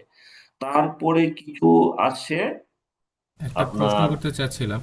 হ্যাঁ, প্রশ্ন করেন। হ্যালো, ম্যাঙ্গোর যে এটা দিলেন, হ্যাঁ, একটু ওইখানে গেলে ভালো হয়, দেখে বলি। ম্যাঙ্গো, হ্যাঁ আজকে। হ্যাঁ, হ্যাঁ, এসে এই যে দিস ম্যাঙ্গোস টেস্ট সুইট, এটা কি হ্যাঁ, এভাবে হবে না যে শর্টলি যেটা করা যায়, this mangoes are tested sweet? This mangoes are tested sweet আপনি যদি দেন তাহলে বাক্য তো ভুল না। হ্যাঁ, দিস ম্যাঙ্গোস আর মানে this mangoes taste sweet, this mangoes are tested sweet by, ধরে নিলাম একজনের চারা, তাহলে হতে হ্যাঁ, পারে। কিন্তু কথা আছে। কথা কি? কথা হলো কিছু, এই গ্রামার গুলো আসলে এটার ভয়েসই হয় না। ভয়েসের সূত্র অনুসারে শুধু ট্রানজিটিভ ভার্বের ভয়েস হয়, ইনট্রানজিটিভ ভার্বের ভয়েস হয় না। কিন্তু আমাদের দেশে দেখা যায় এত বেশি গতানুগতিক গ্রামার, আজ থেকে 100-150 বছর আগের পূর্বের প্রথাগত গ্রামার, যেটা বিশ্বে কোথাও ব্যবহৃত হয় না, এগুলো চাকরি পরীক্ষায় আসে। তো ওই ক্ষেত্রে আমাদের স্টুডেন্টদের স্বাধীনতা দিতে পারে না। ধরেন ইন্টারমিডিয়েটে আমরা যখন বাচ্চাদের পড়াই, তখন ধরেন he talks as if he were mad, were mad, কেন he talks as if he is mad, এটাও তো শুদ্ধ। He talks as if he has been mad, এটাও তো শুদ্ধ। কিন্তু বাচ্চাদের এই স্বাধীনতা আমরা দিই না। আমরা বলি যে এজ ইফ এর আগেরটা যদি প্রেজেন্ট টেন্স থাকে, পরেরটা তোমরা কি বসবা, পাস্ট ইনডিফিনিট, ওয়াজ থাকলে ওয়ার বসাবা। কেন দিই না? কারণ সব টিচারদের সক্ষমতা এক সমান না। আপনি যদি অন্যটা দিয়েছেন কেটে ফেলবে, এটা এক। চাকরির পরীক্ষা খুবই গতানুগতিক প্রশ্ন আসে এবং রিপিট হয়। মৌলিক নতুন প্রশ্ন আপনি আমাকে ঘেটে দেখাতে পারবেন না যে বিগত 5 বছরে স্যার 50টা প্রশ্ন নতুন হয়েছে, একেবারে ব্রান্ড নিউ। একটা দুইটা বিসিএস হয় 35, আর কয়েকটা এক দুইটা বিসিএস নতুন হয়েছে। তাছাড়া টোটালি গতানুগতিক পরীক্ষা। এই জন্য অনেকে দেখবেন যে বলে যে শীট পড়ে, 200-2000 পরীক্ষা দিছে, 2000 প্রশ্নের একটা শীট বানায়। আমি কালকে আমার এক ফ্রেন্ড প্রাইমারির বই কিনবে, তো ওর সাথে গেলাম, তো ওখানে 10টা বই আমি হাতে দেখলাম, 7-8টা বই, কোনো রুলস নেই, শুধু প্রশ্ন, শুধু প্রশ্ন, শুধু প্রশ্ন, দ্যাটস ইট। মানে এটা কি, ওটা ধরে নিচ্ছে যে প্রাইমারিতে শুধু বিগত বছর প্রশ্ন করলেই হয়, দ্যাটস ইট। তো পরীক্ষায় এভাবেই আপনাকে দিতে হবে, অন্যভাবে দিলে কাটা। ঠিক আছে, আপনি হয়তো বা করতে পারেন। আর গবেষণার ভিত্তিতে গেলে আমি বলবো যে এগুলো পেচিবি করা যায় না। এটারও একটা সূত্র আছে, এটার আমি যে সূত্র আপনাকে বলতেছি, যে এইগুলো পেচিব করা যায় না, এটা কে বলেছেন? জহুরুল ইসলাম স্যার আছে, ওনার একটা বই আছে যে ভয়েস, উনি রাজশাহী বিশ্ববিদ্যালয়ের প্রফেসর, ফ্রেন্ডস বুক কর্নার থেকে বের হওয়া, এটা একটা সোর্স। উনি ওই বইয়ে বলেছেন এগুলো রিসিভ করা যায় না, দ্যাটস ইট। আর একটা আছে বেটি আজহার, এ গ্রামার অফ ইংলিশ, উনার বইও বলা আছে এগুলো রিসিভ করা যায় না। আমি আপনাকে দুইটা সোর্সও বলে দিলাম। হ্যাঁ, আচ্ছা। ওকে, ঠিক আছে। তারপরে দেখেন আমরা আহ, আহ, ইয়াতে যখন যাব, যে দে হেট ইট আদার, রেসিপ্রোকাল প্রোনাউন। হ্যাঁ, রেসিপ্রোকাল প্রোনাউন এটা মাঝে মাঝে আসে, তাহলে এটা একেবারেই সহজ, আপনার কিছু করার দরকার নাই। দে হেট ইচ আদার, আপনি দেটা দে জায়গায় রাখবেন, ইচ আদারটা ইচ আদার জায়গায় রাখবেন। ইচ আদার আগে একটা বাই বসাবেন, আর হেটেড কে বসাবেন আর হেটেড, মানে এটাকে বেসিফাইজ করে দিবেন। That's it. তারপরে রিফ্লেক্সিভ প্রোনাউন একই, হির জায়গায় হিমসেলফ এর জায়গায় একই রাখবেন, আগে বাই বসাবেন, হার্টটাকে ওয়াজ হার্ট করে দিবেন, টেন্স অনুসারে পরিবর্তন করবেন। হ্যাঁ, দ্যাটস ইট। এগুলো একটু পড়ে নিবেন। আবার কিছু আছে যে আমরা সমধাতু ক্রিয়া বলি, কগনেট, এগুলো সোজা, হি রেন এ রেস, এটা হলো আই ইট রাইসের মতোই। A race was run by him. এগুলো আসলে খুবই ট্রেডিশনাল গ্রামার, আমরা পড়াই আপনাদের চাকরির জন্য, দেখছি। কিছু মিসসেলেনিয়াস আছে, এগুলো বিভিন্ন বই থেকে কালেক্ট করা। দেখেন এটা কিন্তু হুবহু, এটা পরীক্ষা আসছে প্রায় কমপক্ষে হলো 6 বার প্লাস, কমপক্ষে হলেও। One should keep one's promise, এটা আসলে দিবেন a promise should be kept, অন্যভাবে দিলে হবে না, শুধু এটাই, one a promise should be kept. Circumstances oblige me to go, I was oblige to go. By circumstances যদি পরীক্ষায় থাকেও আপনি দিতে পারবেন না। অর্থাৎ মিসসেলানিয়াস গুলো যেভাবে আছে আপনাকে ওইভাবেই প্রিসাইজ করতে হবে। এর বাহিরে দিবেন পরীক্ষা অপশনে থাকলেই কাটা। এখানে পরীক্ষা দিতে পারবে a promise should be kept by one, by one দেওয়া আছে, আপনি যদি এটা দেন আর অপশনে যদি এটা থাকে তাহলে বাই ওয়ান একটা কাটা, এটা দিতে পারবেন না, এটাই দিতে হবে, দ্যাটস ইট। হ্যাঁ, এখানে অনেক এক্সাম্পল আছে। রুল 21-এ আমি 8-10টা বই থেকে যতগুলো বাই ছাড়া অন্যান্য প্রেপোজিশন বসে সবগুলো অ্যাড করে দিয়েছি। এটা বেশি আসে, আপনারা একটু মনে রাখবেন। আই নো হিম, নো থাকলে টু বসে, he is known to me. Surprise থাকলে এড বসে, অ্যালার্ম থাকলে এড বসে, কোনটার পরে কি বসে আমি এটার এখানে বিস্তারিত দেওয়া আছে। এক্সট্রা এক্সাম্পলও দেওয়া আছে, অনেক এক্সট্রা এক্সাম্পলও দেওয়া আছে, প্রায় আপনার 60টার মতো এক্সট্রা এক্সাম্পল, মানে প্রচুর এক্সাম্পল দেওয়া আছে। কমন পড়বে না মানে শতভাগ পড়বে।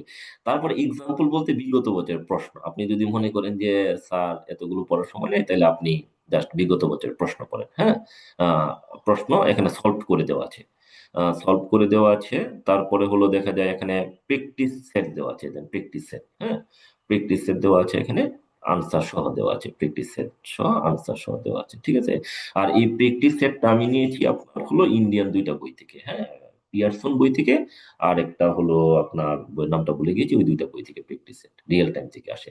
তাহলে এটা হলো পেসিভের মানে উপরে আমার ফাইনাল সাজেশন। যে কথাগুলো বলেছি আপনারা এগুলো একটু পড়বেন। সেটার বাইরে তো আসার সম্ভাবনা নাই। যে কথা মানে যেগুলোকে একটু হাইলাইট করেছি আপনারা এগুলো পড়লে ইনশাল্লাহ কমন পাবেন। আর যে বিস্তারিত পড়তে যাবেন তার জন্য যে কোনো পরীক্ষায় ভয়েস পানিবা। ওকে, আমরা ভয়েস শেষ করে দিচ্ছি এই আলোচনা। তারপরে আমরা একটু সাহিত্যের দিকে যাচ্ছি। দেখেন আপনাদের কোর্সে সাহিত্যে এখানে একটু নেগেটিভ, মানে কি বলা হয়, সাহিত্যটা আমাকে দেওয়া হয়েছে প্রথমে romantic period, Victorian, modern period আলোচনা করতে।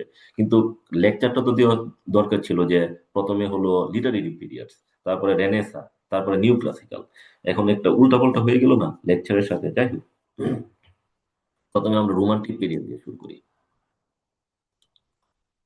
সাহিত্যটা আমি একটু দ্রুত টানবো। হ্যাঁ, দ্রুত টানবো ইন দ্য সেন্স দ্যাট এটা আলোচনা করতে গেলে রোমান্টিক পিরিয়ডের উপরে মিনিমাম 20-30টা ক্লাস সেশন দরকার, যেহেতু আমি সাহিত্যের টিচার, নিজেও কবিতা এবং সাহিত্য চর্চা করি ব্যাপক পরিমাণে।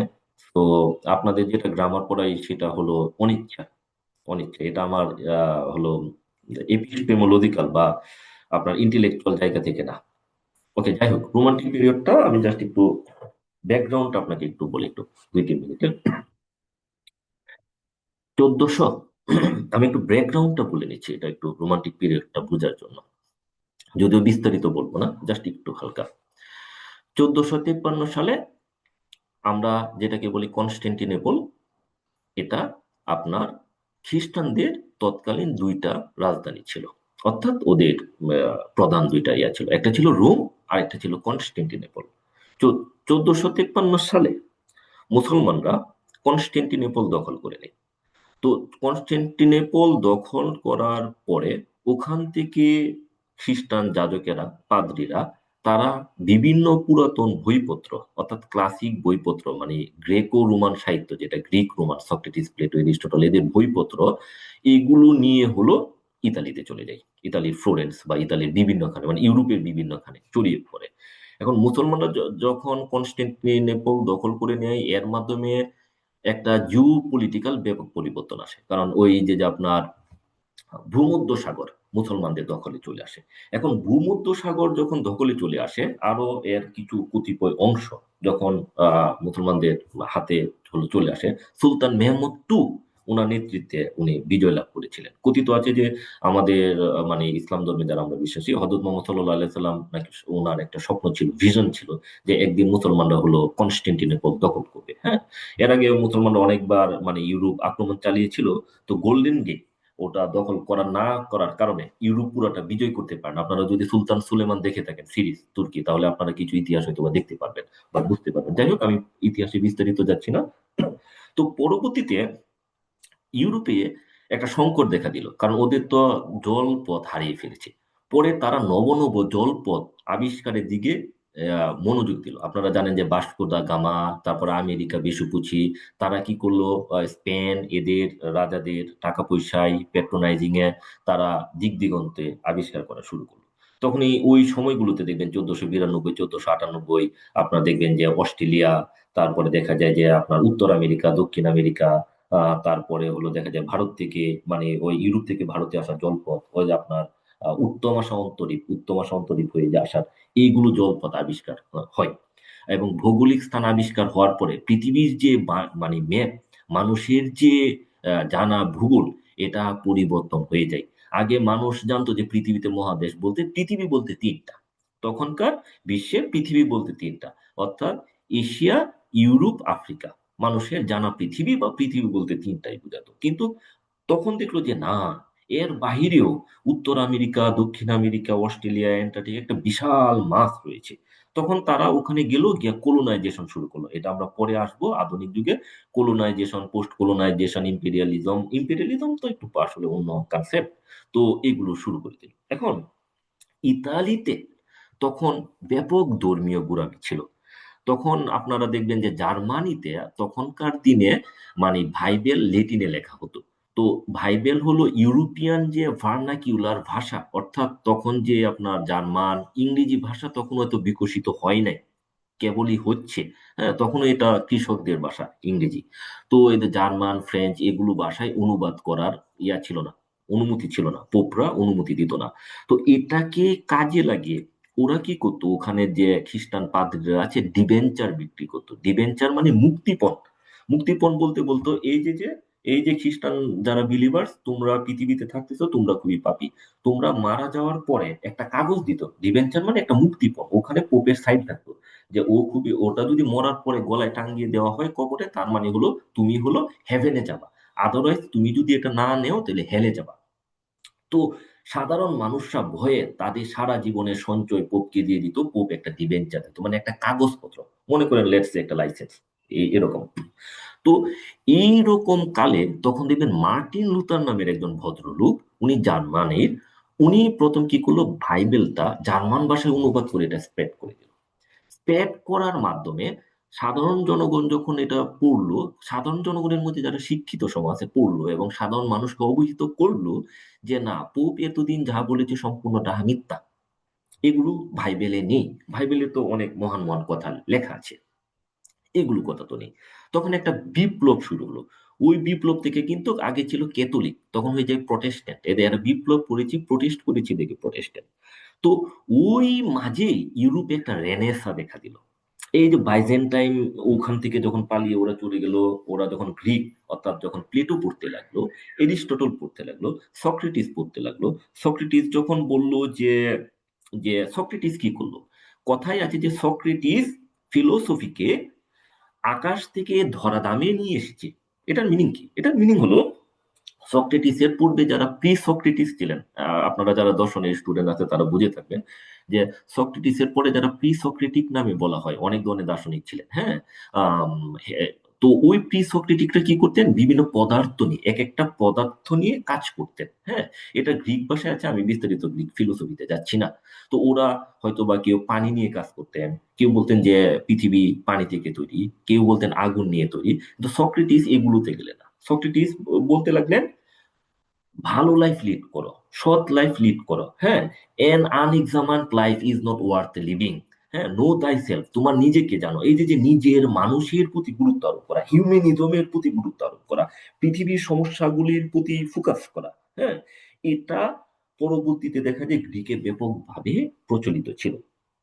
এটাই মধ্যযুগে ইউরোপে ব্যাপকভাবে ওই গ্রেকো রোমান সাহিত্যের কারণে, আর রেনেসা যেটাকে বলে আমরা রিবার্থ, এটার কারণে ব্যাপকভাবে প্রভাবিত হতে শুরু করলো। এর মাঝে আমরা দেখি যে ফ্রেঞ্চ বিপ্লব বা বিভিন্ন বিপ্লব, ইংল্যান্ডে রেনেসাটা একটু দূরে গিয়েছে। ওই ইংল্যান্ডের যে ওয়ার্ডসওয়ার্থ বা এরা যে কবি, এরা রেনেসার দ্বারা তো প্রভাবিত হয়েছেনই, পাশাপাশি উনারা প্রভাবিত হয়েছেন ফ্রেঞ্চ বিপ্লব দ্বারা। ফ্রেঞ্চ বিপ্লবে যেটা আহ, আহ, রুশো, যে রুশো, আপনারা জানেন যে উনি যে থিওরিটিক্যাল লিখেছেন বিভিন্ন, আহ, এটা আছে, আমি থিওরিটিক্যালে যাচ্ছি না, যে প্রকৃতির রাজ্য এবং সোশ্যাল কন্ট্রাক্ট থিওরি, সেটাতে আমি যাচ্ছি না, সোশ্যাল কন্ট্রাক্ট থিওরিতে। তো এগুলোর মাধ্যমে দেখা যায় যে একটা নতুন ধরনের চিন্তা ভাবনা একটা দিল। আগে যেখানে দেখা যায় যে পোপরা নিষেধ করতো যে কোনো ধরনের ছবি আঁকা, কোনো ধরনের লেখা বা কোনো ধরনের বই পড়া, এগুলো সম্পূর্ণ নিষেধ। ইভেন আপনারা যদি জন মিল্টনের এরিওপেজিটিকা পড়েন, এরিওপেজিটিকা থেকে কিন্তু ওখানে বলা আছে, জন মিল্টনের ওই বইটা পড়ে নিন, ইংলিশ লিটারেচারে যারা ওরা ওখানে পড়েন। তো ওখানে কিন্তু কথা আছে, জন মিল্টন বলতেছেন যে ওই সময় কি করতো, সব বই পুড়িয়ে দেওয়া হতো, সমস্ত ধরনের বই পুড়িয়ে দিতে হতো। কোনো ধরনের দেখা যায় আর্ট কালচার কোনো কিছুই মানে অনুমতি ছিল না। তো গ্রিক, মানে গ্রিক আর ওই যে ওদের যে নতুন নব চিন্তাধারায় বিকশিত হয়ে ইউরোপে বিভিন্ন ধরনের শিল্প আন্দোলন ছড়িয়ে পড়লো। এই যে আপনারা যে লিওনার্দো দা ভিঞ্চির কথা জানেন, রেনেসাঁর সবচেয়ে প্রতিভাবান মানুষ ছিলেন লিওনার্দো দা ভিঞ্চি, তারপরে মাইকেল অ্যাঞ্জেলো, এগুলো তো আপনারা জানেন, আমি যাচ্ছি না। পরবর্তীতে ইংল্যান্ডে এটা শেক্সপিয়ার থেকে হালকা শুরু হয়ে হয়ে রেনেসা পিরিয়ডটা যেটাকে বলতেছি, রেনেসা পিরিয়ড 4 ভাগে ভাগ করা হয়েছে, হ্যাঁ, যেটা 1500 থেকে 1660, এলিজাবেথিয়ান, জেকোবিয়ান, ক্যারোলিন, কমনওয়েলথ। পরে তো আমরা নিউ ক্লাসিক্যাল পিরিয়ড থেকে, তারপরে হলো রোমান্টিক পিরিয়ড। এখন কিছু বিষয় আসি যে রোমান্টিক পিরিয়ডে আগের যুগটা কি। রোমান্টিক পিরিয়ডের আগের যুগ আমরা আগামী ক্লাসে পড়বো, আর কালকে রাতেই। তো রোমান্টিক পিরিয়ডের আগের যুগটাকে বলে দ্য নিউ ক্লাসিক্যাল পিরিয়ড। কেন নিউ? নিউ মানে নতুন, ক্লাসিক্যাল মানে ওই যে ক্লাসিক্যাল বলতেই বুঝায় গ্রিক রোমান সাহিত্য, গ্রিক এবং রোমান সাহিত্য। তাহলে নিউ ক্লাসিক্যাল বলতে বোঝাচ্ছে যে ইংল্যান্ডের একদল রাইটার যারা ওই পুরাতন সাহিত্যের ভাষা, ভাষা কি, ভাষা হতে হবে উচ্চমার্গীয়, ভাষা হতে হবে খুব স্ট্যান্ডার্ড, ভার্নাকিউলার, কমন ল্যাঙ্গুয়েজে কথা বলা যাবে না, লেটিনাইজড ওয়ার্ড ব্যবহার করতে হবে, অত্যন্ত শুদ্ধ ভাষায় কথা বলতে হবে। আসলে ইংল্যান্ডের ইতিহাসটা বুঝতে গেলে শুধু পলিটিক্যাল ইতিহাস বুঝতে হবে না, এখানে সামাজিক ইতিহাস রয়েছে, কালচারাল ইতিহাস রয়েছে। এত বিস্তারিত বলার মতো মানে আপনাদের সময় নাই, আমারও সময় নাই, সেজন্য আমি স্কিপ করছি, প্রচুর প্রচুর স্কিপ করেছি এখানে। যাই হোক, তো ওখানে রোমান্টিক পিরিয়ডের মূল কথা হলো যে নিউ ক্লাসিক্যাল পিরিয়ডের রাইটাররা যে যে বিষয়গুলোর উপরে গুরুত্ব আরোপ করতেন, স্যামুয়েল টেলর এবং কোলরিজ, ওনারা একটা বিপ্লব আনলেন। এই বিপ্লবটা আনলেন 1798 সালে। হ্যাঁ, 1798 সালে ওনারা একটা বই প্রকাশ করলেন, এই বইটার নাম হলো লিরিক্যাল বেলাস। Very important. তার মানে রোমান্টিক পিরিয়ডটাকে যদি আমরা একটু সংজ্ঞায়িত করি, রোমান্টিক পিরিয়ডের সালটা শুরু হয় আপনার 1798 থেকে 1832। কিন্তু এই সাল নিয়ে কিন্তু আবার ভিন্নতা আছে। কেউ কেউ বলবো যে 1785 থেকে 1837, আমরা এই বিতর্ক আছে, এগুলো বিভিন্ন বইয়ে বিভিন্ন রকম, কিন্তু আপনি মনে রাখবেন 1798 থেকে 1832, এটা মনে রাখবেন। হ্যাঁ, যারা মনে করেন পাণ্ডিত্য অর্জন করবেন সেটা ভিন্ন কথা। হ্যাঁ, আপনারা যদি মনে করেন এটাই সাল না, এটা সাল না, কিন্তু এটা আমরা ধরে নিচ্ছি যেহেতু বাংলাদেশে পরীক্ষায় আসে। তাহলে প্রশ্ন 1, রোমান্টিক পিরিয়ডের সময়কাল 1798 থেকে 1832। রোমান্টিক পিরিয়ডের সূচনা হয়েছে কেন? লিরিক্যাল ব্যালাডস এই গ্রন্থের মাধ্যমে। এটা প্রকাশ করা হয়েছে যৌথভাবে, উইলিয়াম উডসওয়ার্থ আর স্যামুয়েল টেলর কোলরিজ যৌথভাবে প্রকাশ করেছেন। ওখানে কবিতা ছিল 23টি, এর মধ্যে উইলিয়াম ওয়ার্ডসওয়ার্থ লিখেছিলেন 19টি, বাকিগুলো লিখেছিলেন স্যামুয়েল টেলর কোলরিজ। ঠিক আছে, 4টা, এই টোটাল 23টা। এখন দেখেন, লিরিক্যাল ব্যালাডস কথাটার মাধ্যমেই কিন্তু একটা বিপ্লব, বিপ্লব বলতে ওই সাহিত্যের ক্ষেত্রে বোঝাচ্ছি। রোমান্টিক পিরিয়ড, রোমান্টিক পিরিয়ডে মানে লিরিক্যাল বলতে কি, গান হবে, গান ব্যক্তিগত। আগে আপনারা দেখবেন যে বাংলা সাহিত্য যদি আপনারা পড়ে থাকেন, বাংলা সাহিত্য বিস্তারিত, তাহলে আপনারা দেখবেন যে চর্যাপদ, চর্যাপদ, হাতক দর্পণ মাতক ফুল, না সরি, এটা তো ইয়া না, চর্যাপদের নাম, যেমন কায়া তরুবর পঞ্চমী ডাল, চঞ্চল চিয়ে পৈটাকাল, বা নগর বাহিরে ডুম্বিত হরি কুড়িয়া, চৈশই যাইসু ব্রাহ্মণ নারী, চর্যাপদ থেকে নিলাম। হ্যাঁ, আবার আপনি যদি শ্রীকৃষ্ণ কীর্তনে যান, হ্যাঁ, কেনা বাঁশি বাজাই বড়াই কালিঙ্গ নই কুলে, কেনা বাঁশি বাজাই এই গড়াই গোট কুলে, আকুল শরীর মন বেআকুল মন। সহজ ভাষায় বললে আপনারা দেখবেন মধ্যযুগের বাংলা সাহিত্যে বলতো কানু ছাড়া গীত নাই। কানু কি? কৃষ্ণ, কৃষ্ণ ছাড়া কোনো গীত নাই। তাহলে কৃষ্ণ তো দেবতা, মানুষের তো কোনো কথা নাই। আর ওখানে ব্যক্তিক তো কোনো কথা আসে নাই, ব্যক্তিক কথা না, আসতো গোষ্ঠীর কথা, পুরা সমাজের কথা, পুরা যুথবদ্ধ সমাজের কথা। তখন কিন্তু লিরিক কবিতা আসে নাই। লিরিক কবিতা প্রথমেই এনেছেন বিহারীলাল চক্রবর্তী, সর্বদা হু করে মন বিশ্ব যেন মরুর মতন, এই প্রথম। পরবর্তীতে রবীন্দ্রনাথ ঠাকুর এগুলো প্রস্ফুটিত করে গিয়েছেন। পরবর্তীতে তো আরো অনেক কবিতা আছে, কবি আছে, সেগুলো আমরা না বললাম, কিন্তু সর্বপ্রথম এই লিরিকটা বাংলা সাহিত্যে নিয়ে এসেছেন বিহারীলাল চক্রবর্তী। লিরিক কি? লিরিক বলতে আমরা বুঝি গান, কিন্তু আসলে লিরিক বলতে বোঝায় যে কবিতায় বা গানে শুধু ব্যক্তিগত বা মানুষের ব্যক্তিগত আবেগ অনুভূতি প্রকাশিত হয়। আর এই যে ব্যক্তির ধারণা, ইন্ডিভিজুয়ালিজম বা সাবজেক্ট, এটা সহজে আসে নাই। এটার জন্য হাজার হাজার মানুষ প্রাণ দিতে হয়েছিল, এর পেছনে শত শত আইডিওলজি আছে, এগুলো বিস্তারিত আমি নাই দিলাম। যাই হোক, লিরিক্যাল ব্যালান্স বলতে কি বোঝায়? লিরিক্যাল ব্যালান্স বলতে বোঝাচ্ছে ওখানে ব্যক্তিগত আবেগ, অনুভূতি, সুখ, দুঃখ, বেদনা, কষ্ট, নির্বেগ থাকবে। দ্যাটস ইট, আপনারা একটু মনে রাখবেন। এবং হিস্টোরিক্যাল ব্যাকগ্রাউন্ড একটু পড়ে নেবেন, স্পিরিট অফ দ্য এজ। আর আরেকটা কথা মনে রাখবেন, নিউ ক্লাসিক্যাল পিরিয়ডের সাহিত্য ছিল যে আর্ট ফর ম্যানসিপ, মানে মানুষের জন্য সাহিত্য। কিন্তু ওয়াটসওয়ার্থ কোলোরিজে এসে বললো যে না, সাহিত্যের জন্য। হ্যাঁ, সরি, রোমান্টিক পিরিয়ডে এসে বললো যে না, আর্টস ফর আপনার হিউম্যানসি, মানে মানুষের জন্য হলো সাহিত্য হবে। কিন্তু একটা বৈশিষ্ট্য একটু বলি যে রোমান্টিক পিরিয়ড বলতে আমরা যে রোমান্টিক বুঝে থাকি, প্রেম, সেটা কিন্তু না।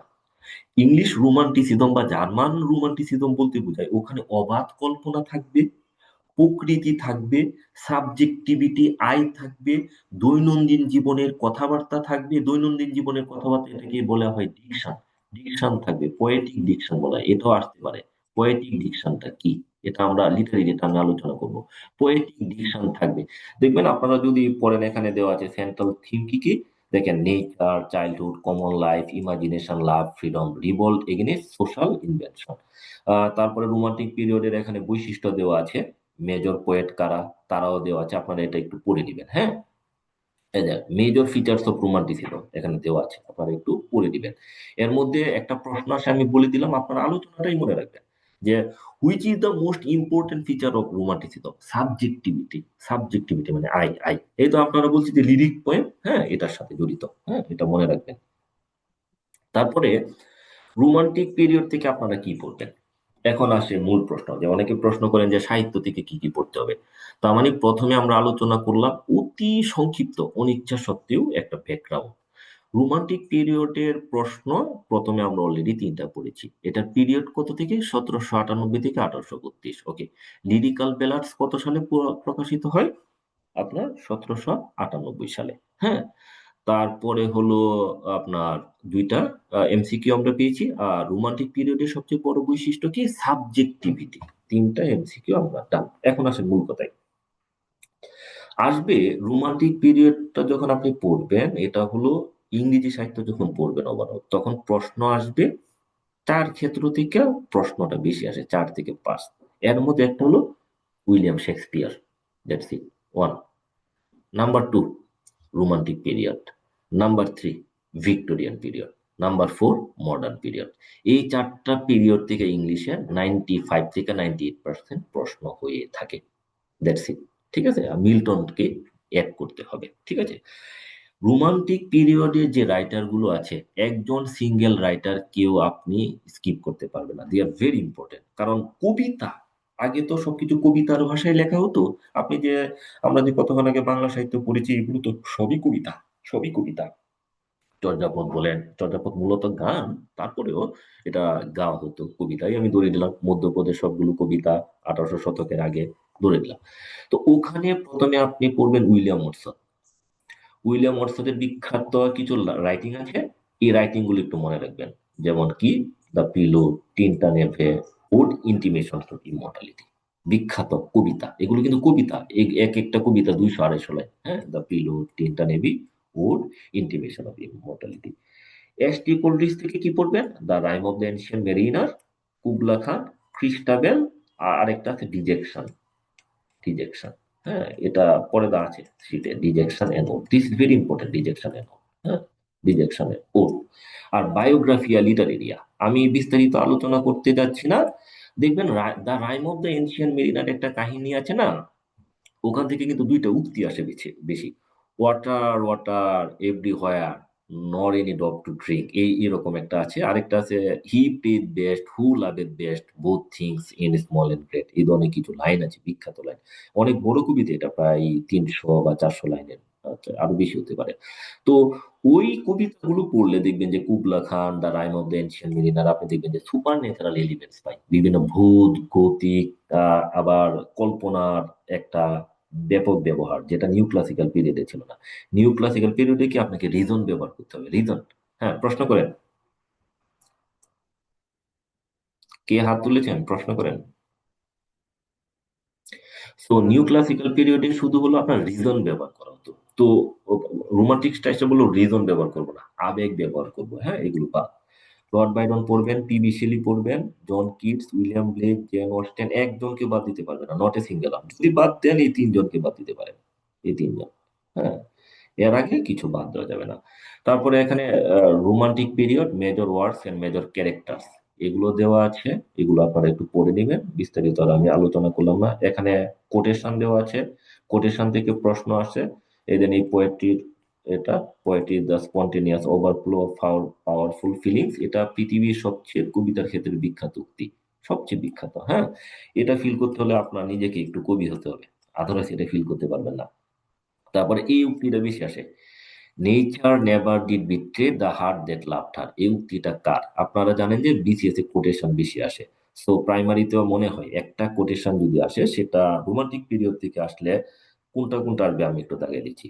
এক, তারপরে again S T Coleridge, he prayed best who loved best all things both great and small. দুই, তিন নাম্বার পিবি শেলি থেকে আসে, if winter comes can spring be far behind. হ্যাঁ, শীত আসলে বসন্ত কি দূরে থাকতে পারে, দিস ইজ ভেরি ফেমাস। তারপরে আসবে জন কিটস থেকে, তো আপনারা জানেন এই এই তিনটাই বিখ্যাত। Beauty is truth, truth is beauty না কিন্তু, beauty is truth, truth beauty. বাংলাদেশে দেখি এটা ইজ লাগায়, ইজ তো নাই, এটা কোথা থেকে এনেছি ওনারা। হুম। তারপর a thing of beauty is joy for ever, heard melodies are sweet but those unheard are sweeter. Very very important. হ্যাঁ, তারপরে এগুলি আপনারা জেন অস্টেন, তার বিখ্যাত একটা উপন্যাস আছে pride and prejudice. Pride and প্রেজুডিসের প্রথম লাইনটাই এটা। হ্যাঁ, এটা। আর এটাকে সাহিত্যের ভাষায় বলে আইরনি। আমি বিস্তারিত আলোচনায় করে যাচ্ছি না, আইরনি এই লাইনটা সবচেয়ে বিখ্যাত। আইরনি কেন? এখানে বলতেছে যে এটা পৃথিবীব্যাপী সত্য যে যে পুরুষের প্রচুর টাকা থাকে তার আসলে ওয়াইফের অভাব থাকে। কিন্তু উপন্যাস পড়লে দেখা যাবে যে ডার্সি বা যা যে পুরুষ ক্যারেক্টার গুলো উপন্যাসে আছে তাদের ওয়াইফের মানে অভাব নেই, বরং যা যে যারা এলিজাবেথ বেনেট, বেনেট ফ্যামিলিদের ওনারা পাঁচ বোন, ওদের বাবা মাই চাচ্ছে যে ওই মেয়েদের জন্য যোগ্য পাত্র খুঁজে বেড়ায়, তারাই যোগ্য পাত্র খুঁজে পাচ্ছে না। হ্যাঁ, তাহলে এটাকে আইরনিক বলে। যাই হোক, বিস্তারিত যাচ্ছি না। তারপর রোমান্টিক পোয়েটস, তাদের মেজর টাইটেলস, উইলিয়াম ওয়ার্ডসওয়ার্থকে বলা হয় পোয়েট অফ নেচার। আপনারা একটু পড়ে নেবেন যে পোয়েট অফ নেচার এগুলো আছে, এগুলো বিস্তারিত এখানে দেওয়া আছে। আর বাইরনকে বলা হয় বিদ্রোহী কবি, বাংলা সাহিত্যের বিদ্রোহী কবি কাজী নজরুল ইসলাম। আর ইংরেজি সাহিত্যের বিদ্রোহী কবি লর্ড বাইরন। ওনার একটা বিখ্যাত বই আছে ডন জুয়ান, ডন জুয়ান, একটু পড়ে নেবেন ডন জুয়ান। হ্যাঁ, বিস্তারিত আছে, সবই সিটে আছে। তারপরেও আমি অনলাইন মেমোরি ট্রিক এখানে দিয়ে দিয়েছি। ওয়াটসনের সাথে নেচার, কোহলিদের সাথে super, Byron revolt, Shelley revolution, revolution কিন্তু রিভোল্ট আর রিভলিউশন দুইটা পার্থক্য আছে। কিডস হলো বিউটি, এরকম। মেজর পয়েন্ট, প্রিভিয়াস ইয়ার্স প্রশ্ন আছে, আপনারা যদি সময় নাও পান এটা পড়ে যাবেন। এটার এখানে যে 26টা প্রশ্ন আছে, এটা যদি পড়েন, শুধু এটা যদি পড়েন, আশা করা যায় ইনশাল্লাহ 99% আপনারা এটা থেকে কমন পেয়ে যাবেন। এগুলো বিগত বছরের প্রশ্ন, আমি অপশন দিলাম না, সলিউশনটা শুধু দিয়ে দিলাম। যেমন ওজামেন্ডা ডিয়াস কার লেখা? শেলি। এজেন বাইরন ব্রনজুয়ান কার লেখা? Lord Byron. The solitary reaper কবিতাটি কার লেখা? William Watson. বায়োগ্রাফিয়া লিটারেরিয়া কার লেখা? কোলরিজ। বায়োগ্রাফিয়া লিটারেরিয়া বিষয়বস্তু খুব সুন্দর, কিন্তু এটা তো আসলে আলোচনা করার মতো খুবই, এটা তো সাহিত্যের ক্লাস না। যাই হোক, দ্য পোয়েট অফ বিউটি কাকে লেখা? John Keats. এগুলো আপনি একটু পড়ে নেবেন। হ্যাঁ, দেখছি এটার সাথে আমাদের রোমান্টিক পিরিয়ডটা আমরা শেষ করে দিলাম। তারপরে আমরা চলে যাচ্ছি ভিক্টোরিয়ান পিরিয়ড। কারো কি কোনো প্রশ্ন আছে? প্রশ্ন থাকলে করতে পারেন, কারো কোনো প্রশ্ন থাকলে করতে পারেন প্লিজ।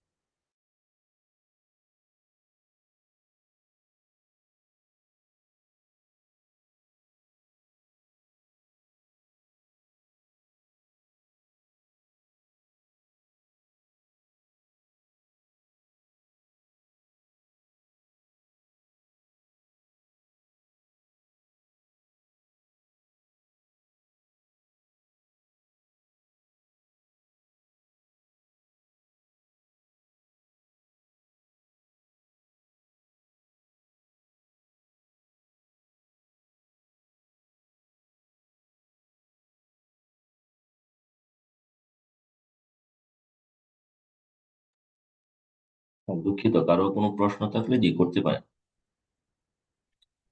টানা কথা বলাটা একটু কঠিন বিষয়, এক নাগারে আসলে তখন কথা বলাটা, দিস ইজ সো চ্যালেঞ্জিং। আচ্ছা, ওকে। আহ ভিক্টোরিয়ান এজ, রানী ভিক্টোরিয়া নামে করা হয়েছে বেসিক ইনফো।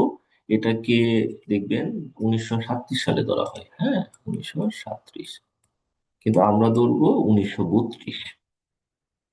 টাইম স্পেনটা মনে রাখবেন, ভিক্টোরিয়ান এজের সময়টা 1832 থেকে 1901, সরি 1837 ধরে অনেক বইয়ে, কিন্তু আমরা ধরবো 1832 থেকে 1901।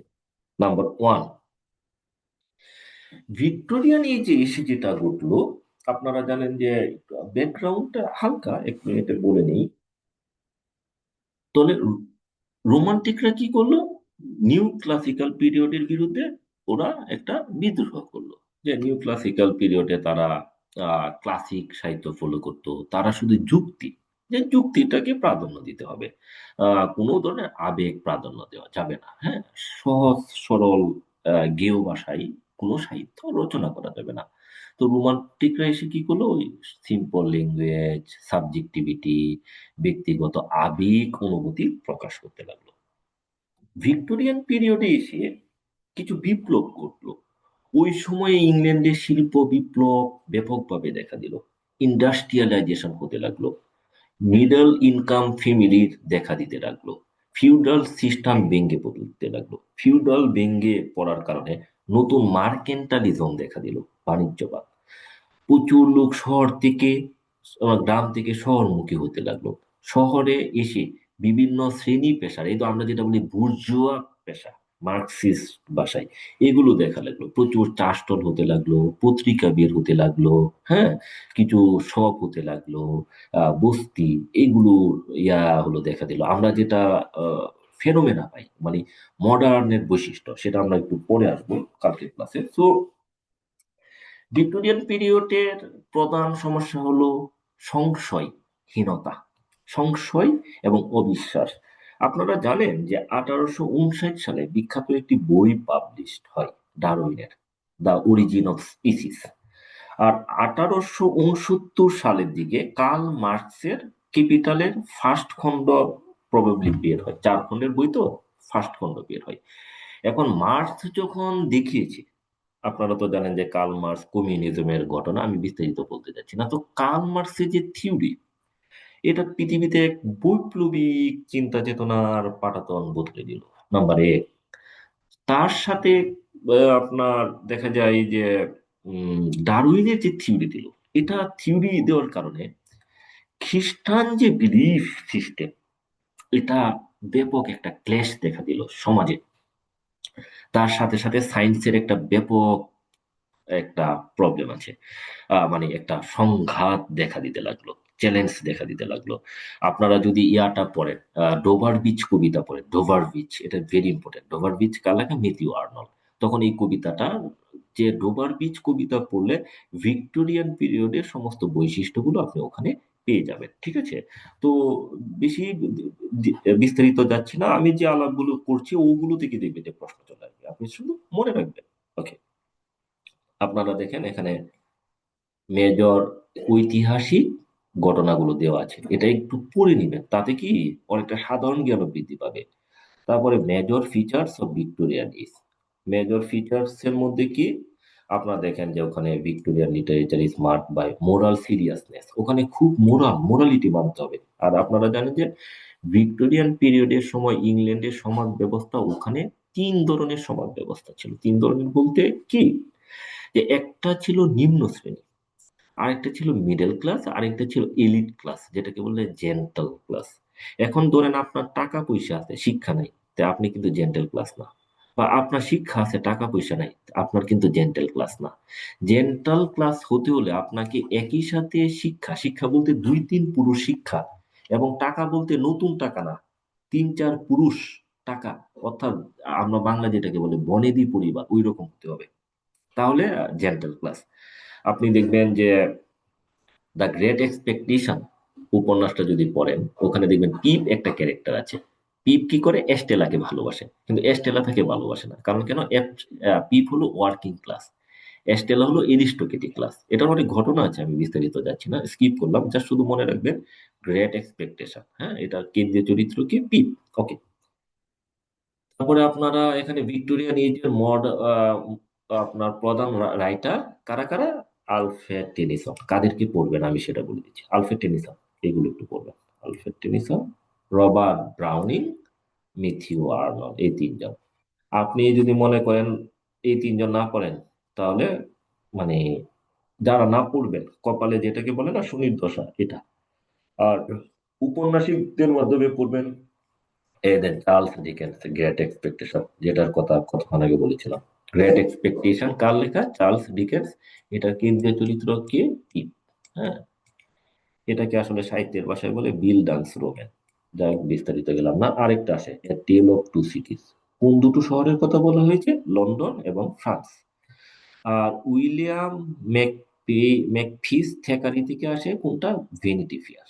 এটা আসে ভ্যানিটি ফেয়ার কার লেখা? থ্যাকারি। হ্যাঁ, আর এটাও আসে জর্জ এলিয়ট এর। ইয়ার নাম কি? আসল নাম কি? মেরিয়ান ইভান্স। মেরিয়ান ইভান্স এর ছদ্মনাম সিউডোনিম কি? George Eliot. This is very. আর আপনারা এখানে ওনার এই তিনটা উপন্যাসের নামে মনে রাখবেন, কারণ এই তিনটা উপন্যাস জাতীয় বিশ্ববিদ্যালয়ে পড়ানো হয়।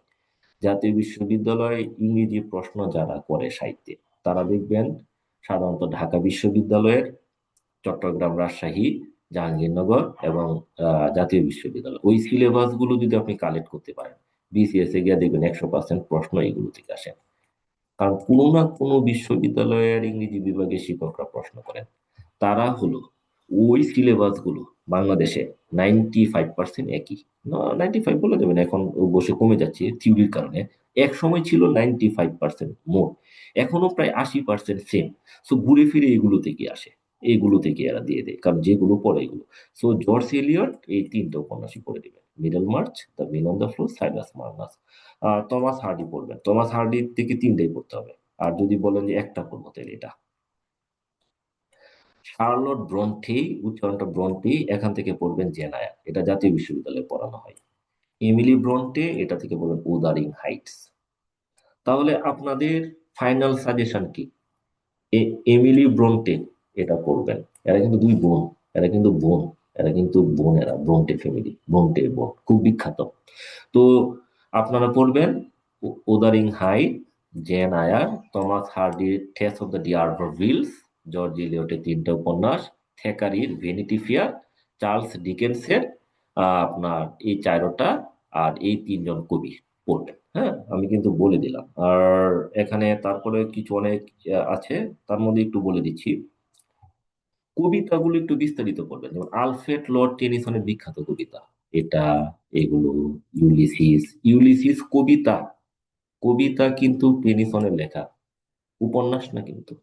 উপন্যাস মডার্ন পিরিয়ডে আসবো আমরা। জেমস জয়েসের লেখা ইংরেজি সাহিত্যের এবং বিশ্বের সবচেয়ে কঠিনতম বই, পাঁচটার মধ্যে দুইটা লিখে গেছেন হলো আপনার আহ, ইউলিসিস এবং ফিনাগন ওয়েক্স। জেমস জয়েস, জেমস জয়েস হলো ফিনাগন ওয়েক লেখার পরে, মানে উনি মডার্ন রাইটার, বলেছিলেন আমি এই বইটা লিখছি যাতে ইউনিভার্সিটি প্রফেসররা বছরের পর বছর ধরে বসে থাকে আর আর যাতে মাথা ঘামাইতে থাকে আমি কি লিখছি। হ্যাঁ, জাস্ট এটা জাস্ট বললাম। তারপরে Oenone, the lotus eaters, the charge of the light brigade, Locksley Hall, my gosh, এটা এই এই কবিতাগুলো আমার এত favourite, this is very favourite. এগুলো পড়লেই নস্টালজিক হয়ে যায়। হ্যাঁ, মানে এগুলো মানে আমার একেবারে হৃদয়ের সাথে জড়িত। তো আলফ্রেড লর্ড টেনিসনের একটা কবিতাও এখানে বাদ দেওয়া যাবে না, দ্যাটস ইট। রবার্ট ব্রাউনিং, একটাও না, একটাও না, নট এ সিঙ্গেল ওয়ান। তারপরে মিথিউ আর্নল্ড, নট একটা, এদের আমি কিন্তু বোল্ড করে দিয়েছি এখানে, অন্তত এই তিনটা পড়বেন। আর থায়ারসিস কিন্তু ইলেজি। এখানে সাজেশন ডান।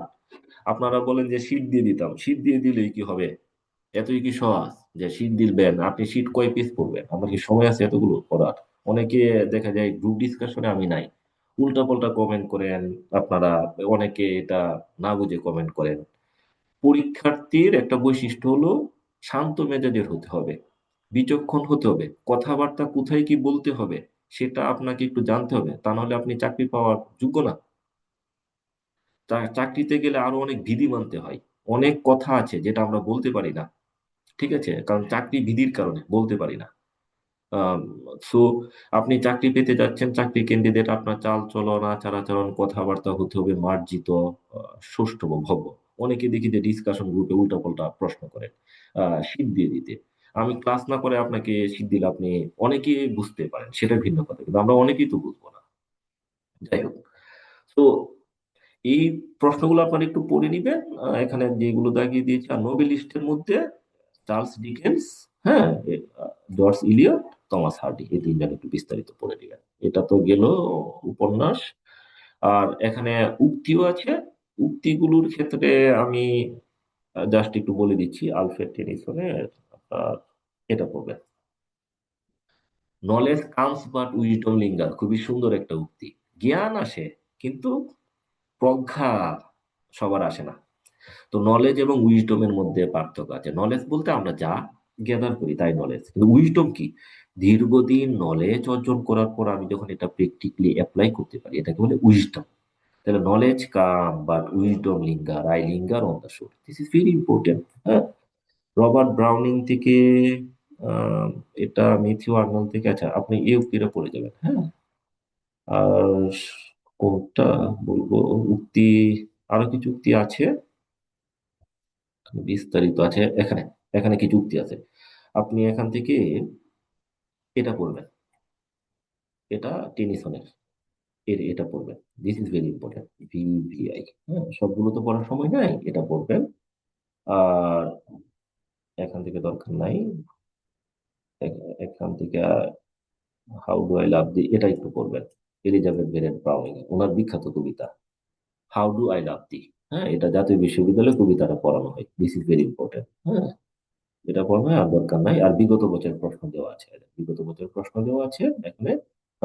38টা প্রশ্ন দেওয়া আছে। এই প্রশ্নটা আপনি যদি কোনো কিছু পড়ার সময়ও না পান, অন্তত ফর গড সেক আপনাদেরকে বলবো এই 38টা প্রশ্ন আপনারা পড়ে যাবেন। যখনই দেখবেন আমি এটা অ্যাড করেছি প্রিভিয়াস ইয়ার্স প্রশ্ন, এটা স্কিপ করবে না, এই প্রশ্নগুলো পড়ে যাবেন লিস্ট। হ্যাঁ, যদি সময় না থাকে। ওকে, এটা ডান। আমরা পরে যাচ্ছি মডার্ন পিরিয়ড।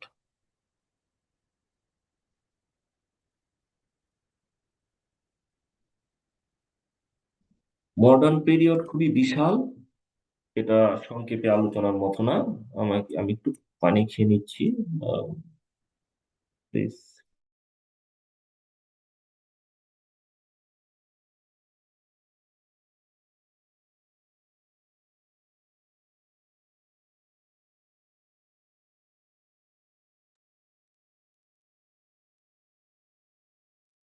এখন জাস্ট 2 মিনিটে একটু ব্যাকগ্রাউন্ড বলি আপনাদের।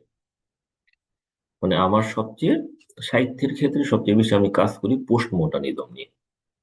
পোস্ট মডার্নিজম নিয়ে আর আমাদের শিক্ষার্থীরা জাতীয় বিশ্ববিদ্যালয়ে যেহেতু আমি পড়াই, আমার কলেজে যেহেতু অনার্স আছে, তো ফোর্থ ইয়ারের মেয়েদের মডার্নিজমে আমি সাধারণত মডার্নিজম বিষয়গুলো পড়াই। মডার্ন পোয়েট্রি, থিওরি, এগুলি একটু পড়াই বেশি। পোস্ট মডার্নিজম নাই, এটা আমার জন্য একটু দুঃখজনক। হ্যাঁ, তো মডার্নিজম কনসেপ্টটা খুবই বিশাল ব্যাপক, এটা এক কথায় বোঝানো যাবে না, কারণ এটা বোঝাতে গেলে মিনিমাম 50 জন ফিলোসফির তাত্ত্বিকের সাথে পরিচিত হতে হবে। লেটস সে সলিমুল্লাহ খান, দেখেন না, লাকা বলে, লাকা, ফ্রয়েড, হ্যাবারমাস, তারপরে ধরেন আপনার ডেলিউস, জিলস ডেলিউস, ফেলিক্স গুটারি, এরকম 50 জন আরো আছে, মানে নাম বলে শেষ করা যাবে না। হ্যাঁ, তো মডার্নিজম, তিনটা শব্দ জাস্ট আমি আপনাকে একটু বলছি। যে একটা শব্দ আছে মডার্ন। ভাষা আমরা যখন বুঝি, ফার্দিনান্দ সোসুর, একজন বিখ্যাত তাত্ত্বিক, মানে ভাষা তাত্ত্বিক, উনি বলে গিয়েছেন আমরা ভাষা অনেক সময় বুঝি এন্টোনিম দিয়ে, অপোজিট ডেস নিয়ে। যেমন বড়, ছোট।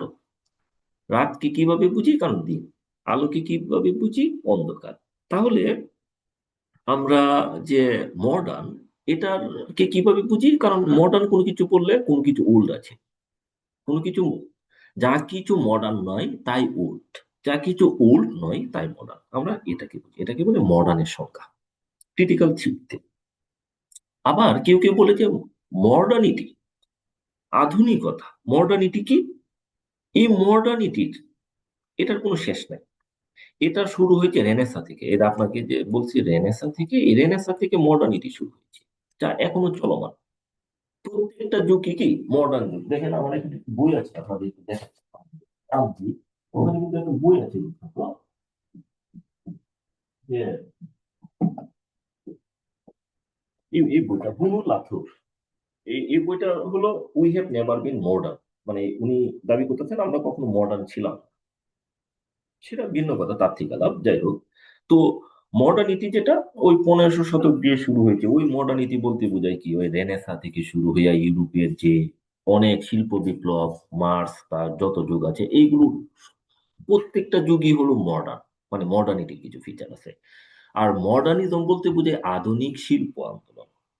তাত্ত্বিকভাবে এটা শুরু হয়েছে 1880 থেকে, 1880 সালের পর থেকে ধরা হয় তাত্ত্বিকভাবে। কিন্তু আমরা পড়বো কি, ওই যে খুবই প্রচলিত, খুবই বাজে, দেখবেন যে অনেকে জানে না, কিছু বলে যে 1901 থেকে 1939। হ্যাঁ, যারা এগুলো নিয়ে করে খুবই সীমিত জ্ঞান বলতে একেবারে জ্ঞান নেই বলেছ ওই রকম। তো আমরা সাহিত্যের খাতিরে মডার্নিজমকে ধরে নিব, এটা টাইম স্প্যান হলো 1901 থেকে 1939। হ্যাঁ, এটাকে ধরে নিব। তার মানে আমরা তাহলে তিনটা শব্দ বুঝলাম, কি, মডার্ন, মডার্নিটি, মডার্নিজম। এখন আমি মডার্নিটির ইতিহাসে যাইনি, কারণ মডার্নিটির ইতিহাস এত বিশাল, এটা 20-30 ঘন্টা বললেও শেষ হবে না, সেটা আলাদা। এখন মডার্নিজমের অনেক বৈশিষ্ট্য আছে। একটা বৈশিষ্ট্য স্থাপত্য কলার ক্ষেত্রে, আরো কিছু বৈশিষ্ট্য আছে পেন্টিং এর ক্ষেত্রে, কিছু বৈশিষ্ট্য আছে কবিতার ক্ষেত্রে, কিছু বৈশিষ্ট্য আছে সাহিত্যের ক্ষেত্রে, কিছু বৈশিষ্ট্য আছে ফিলোসফির ক্ষেত্রে, কিছু বৈশিষ্ট্য আছে ইতিহাসের ক্ষেত্রে। তো মডার্নিজমের বৈশিষ্ট্য ডাইভার্স। কিন্তু অল্প কথায় বললে, মডার্নিজমের অনেক বৈশিষ্ট্যের মধ্যে কিছু কমন ফিচার্স হলো যে মডার্ন কবিতা, দেখবেন আপনি যখন জীবনানন্দ দাশ পড়েন বাংলা কবিতা, আপনারা দেখবেন যে জীবনানন্দ দাশকে বলা হয় পরাবাস্তব কবি। অনেক সময় এরকম বললেন না, পরাবাস্তব কবিতা আব্দুল মান্নান সৈয়দ, তবে জীবনানন্দ দাশ হলো পরাবাস্তবতা নিয়ে অনেক কবিতা লিখে গেছেন। পরাবাস্তবতা কি, আপনার যেটা দাদাইজম থেকে আসছে, সুরিয়ালিজম, এটাও কিন্তু মডার্নিজমের ভিতরে পড়ে, এটাও মডার্নিজমের একটা ভিতরে পড়ে। হ্যাঁ, সুরিয়ালিজম, এই ধরনের অনেক বাদ আছে। হ্যাঁ, সুরিয়ালিজম, এক্সপ্রেশনিজম, যাই হোক, সেগুলো তো আমরা গেলাম না।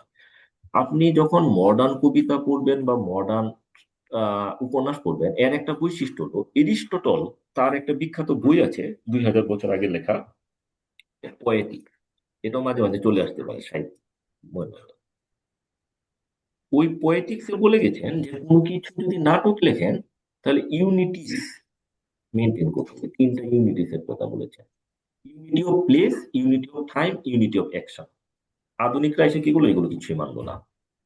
এরিস্টটল বলে গেছে, ট্রাজেডির সংজ্ঞা দিয়ে গেছে, আমরা লিটারি টার্মে পড়বো, এই আলোচনাগুলো কিন্তু প্রাসঙ্গিক। ট্রাজেডিতে কি বলেছেন, এরিস্টটল বলেছেন ট্রাজেডি হইতে গেলে ট্রাজেডির যে নায়ক সে হতে হবে সম্ভ্রান্ত।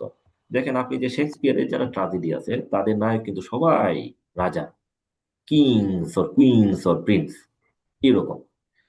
কিন্তু আধুনিকরা এসে ভাবলো যে এগুলো মানি না, রাজা মানে ট্রাজেডি নায়ক যে কেউ হতে পারে, আমিও হতে পারি, একজন কামলা বা একজন মজদুরও হতে পারে, একজন যে শ্রমিক সেও হতে পারে, একজন কমন পিপুলও হতে পারে। তারা মানে এরিস্টটল প্রদত্ত যে থিওরি গুলো দেওয়া এগুলো ভেঙে দিল। কবিতার ক্ষেত্রে কি করলো, কবিতার ক্ষেত্রে এই যে শেষে যে ছন্দ মেলানো এগুলো বাদ দিল। এখন দেখবেন অনেকে, দেখবেন আধুনিক অনেক কবিতা লেখে, এগুলো তো আজ থেকে 100 বছর আগে ইংরেজি সাহিত্যে মানে ছন্দ নিয়ে লেখে না। হ্যাঁ, ছন্দ নিয়ে লেখে না। তারপরে মডার্নিজমটা কি করতে লাগলো দেখেন, এক্সপেরিমেন্টেশন করতে লাগলো, experimentation in style, language and form.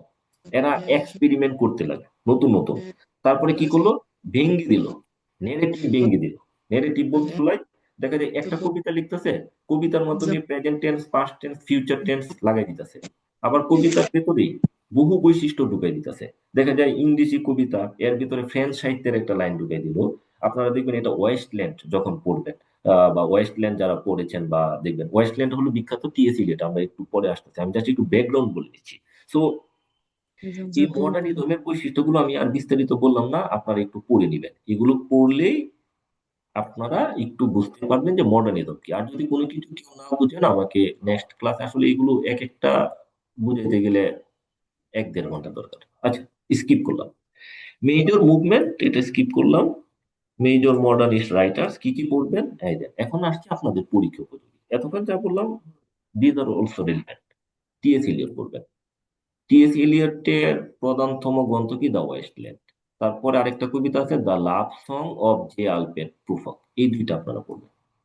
Modern সাহিত্য থেকে কিন্তু প্রশ্ন আসে, আমি আগেই আপনাদের বলেছি। তাহলে আমরা এই দুটো মনে রাখবো। কি মনে রাখবো? যে টি.এস. দ্য ওয়েস্টল্যান্ড কার লেখা? T S. Eliot. The love song of J Alfred Prufrock কার লেখা? টি.এস. এলিয়ট। That's done. আর একটা তথ্য বলে রাখি, এলিয়ট জন্মগ্রহণ করেছিল ইউএসএ তে, কিন্তু উনি মারা গিয়েছেন ইউকে তে। এটাও প্রশ্ন হিসাবে বিগত বছরে এসেছে। হ্যাঁ, দ্যাটস ইট। তারপরে এখান থেকে এজরা পাউন্ড থেকে মনে রাখবেন ক্যান্টুস। ক্যান্টুস কার লেখা? Ezra pound. দ্যাটস ইট, আর মনে রাখার দরকার নেই।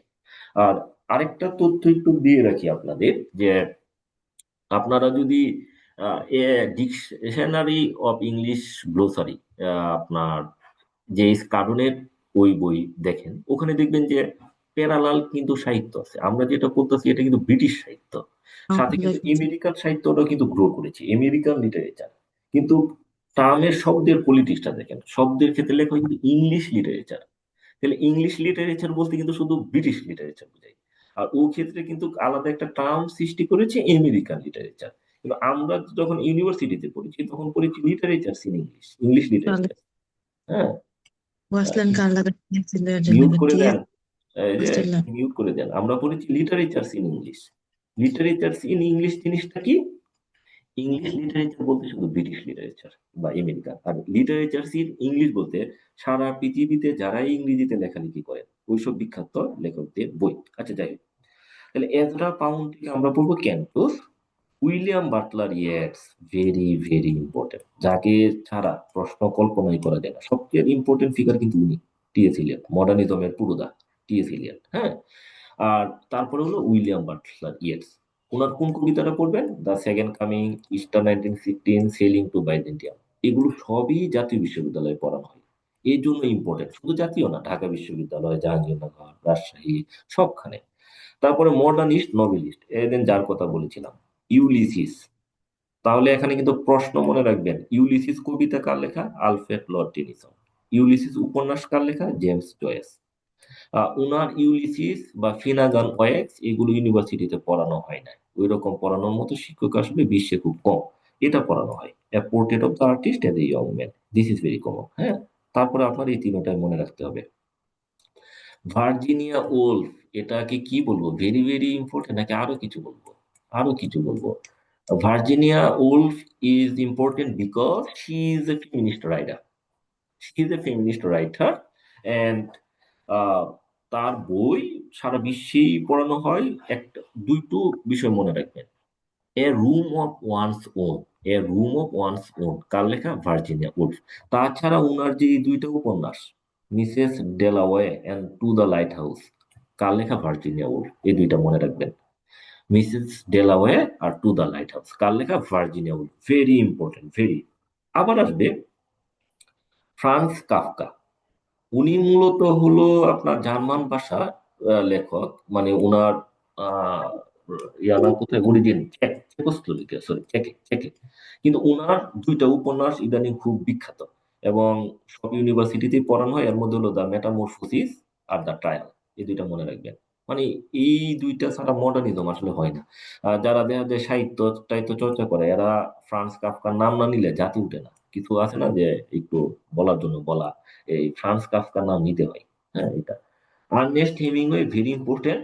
এনার কয়েকটা তিনটা উপন্যাসের নাম মনে রাখবেন। The sun also rises, a farewell to arms, আর for whom the bell tolls. ওনার জাতীয়তা আমেরিকান। হ্যাঁ, উনি কিন্তু খুবই খুবই বিখ্যাত একজন উপন্যাসিক। উনি সুইসাইড করে মারা গিয়েছিলেন 1948 সালে, নোবেল পান 1948 সালে। This is very important. হ্যাঁ, ফ্রান্সিস স্কট ফিটজারাল্ড, ওনার একটা উপন্যাস মনে রাখবেন শুধু, দ্য গ্রেট গেটসবি। এবং আপনাদের অনুরোধ থাকবে চাকরি পাওয়ার পর এই উপন্যাসটা পড়বেন, দ্য গ্রেট গেটসবি। এটা পড়বেন আপনার, মানে মানে কি বলবো, এটা পড়া উচিত, দ্য গ্রেট গেটসবি। তারপর উইলিয়াম ফোকনার, ওনার দুইটা মনে রাখবেন, তিনটা।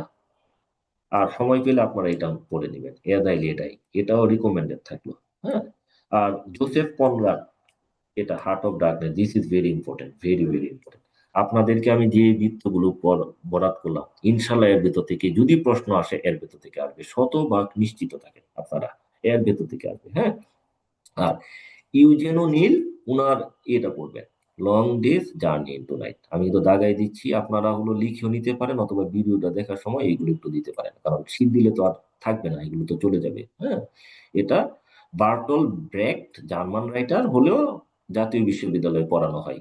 এটা মাদার কারেজ, এটা আমরা ফোর্থ ইয়ারে পড়াই স্টুডেন্টদের। হ্যাঁ, মাদার কারেজ।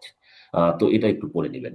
আর স্যামুয়েল ভ্যাকেট, কি বলবো, এগুলোকে আসলে কি বলা যায়, waiting for Godot, a must question, waiting for Godot. এবং এই ওয়েটিং ফর গোডোর কিছু তথ্য আপনাদের একটু বলে রাখি হালকা। ওয়েটিং ফর গোডো এটা এক্সিস্টেন্সিয়ালিজমের সাথে জড়িত। আপনার অনেক সময় আসতে পারবে যে নিচের কোন উপন্যাসটির মূল থিম এক্সিস্টেন্সিয়ালিজম বা অ্যাবসার্ডিজম, এগুলো কি আলোচনা করতে গেলে 10টা সেশন লাগবে, দরকার নাই।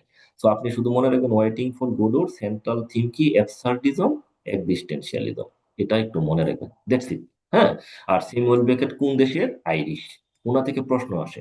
তাহলে আমরা মনে রাখবো স্যামুয়েল বেকেটের বিখ্যাত উপন্যাস কি, ওয়েটিং ফর গোডো। এটা কি নিয়ে, অ্যাবসার্ডিজম, এক্সিস্টেন্সিয়ালিজম। উনি কোন দেশের, আইরিশ। হ্যাঁ, দ্যাটস ইট।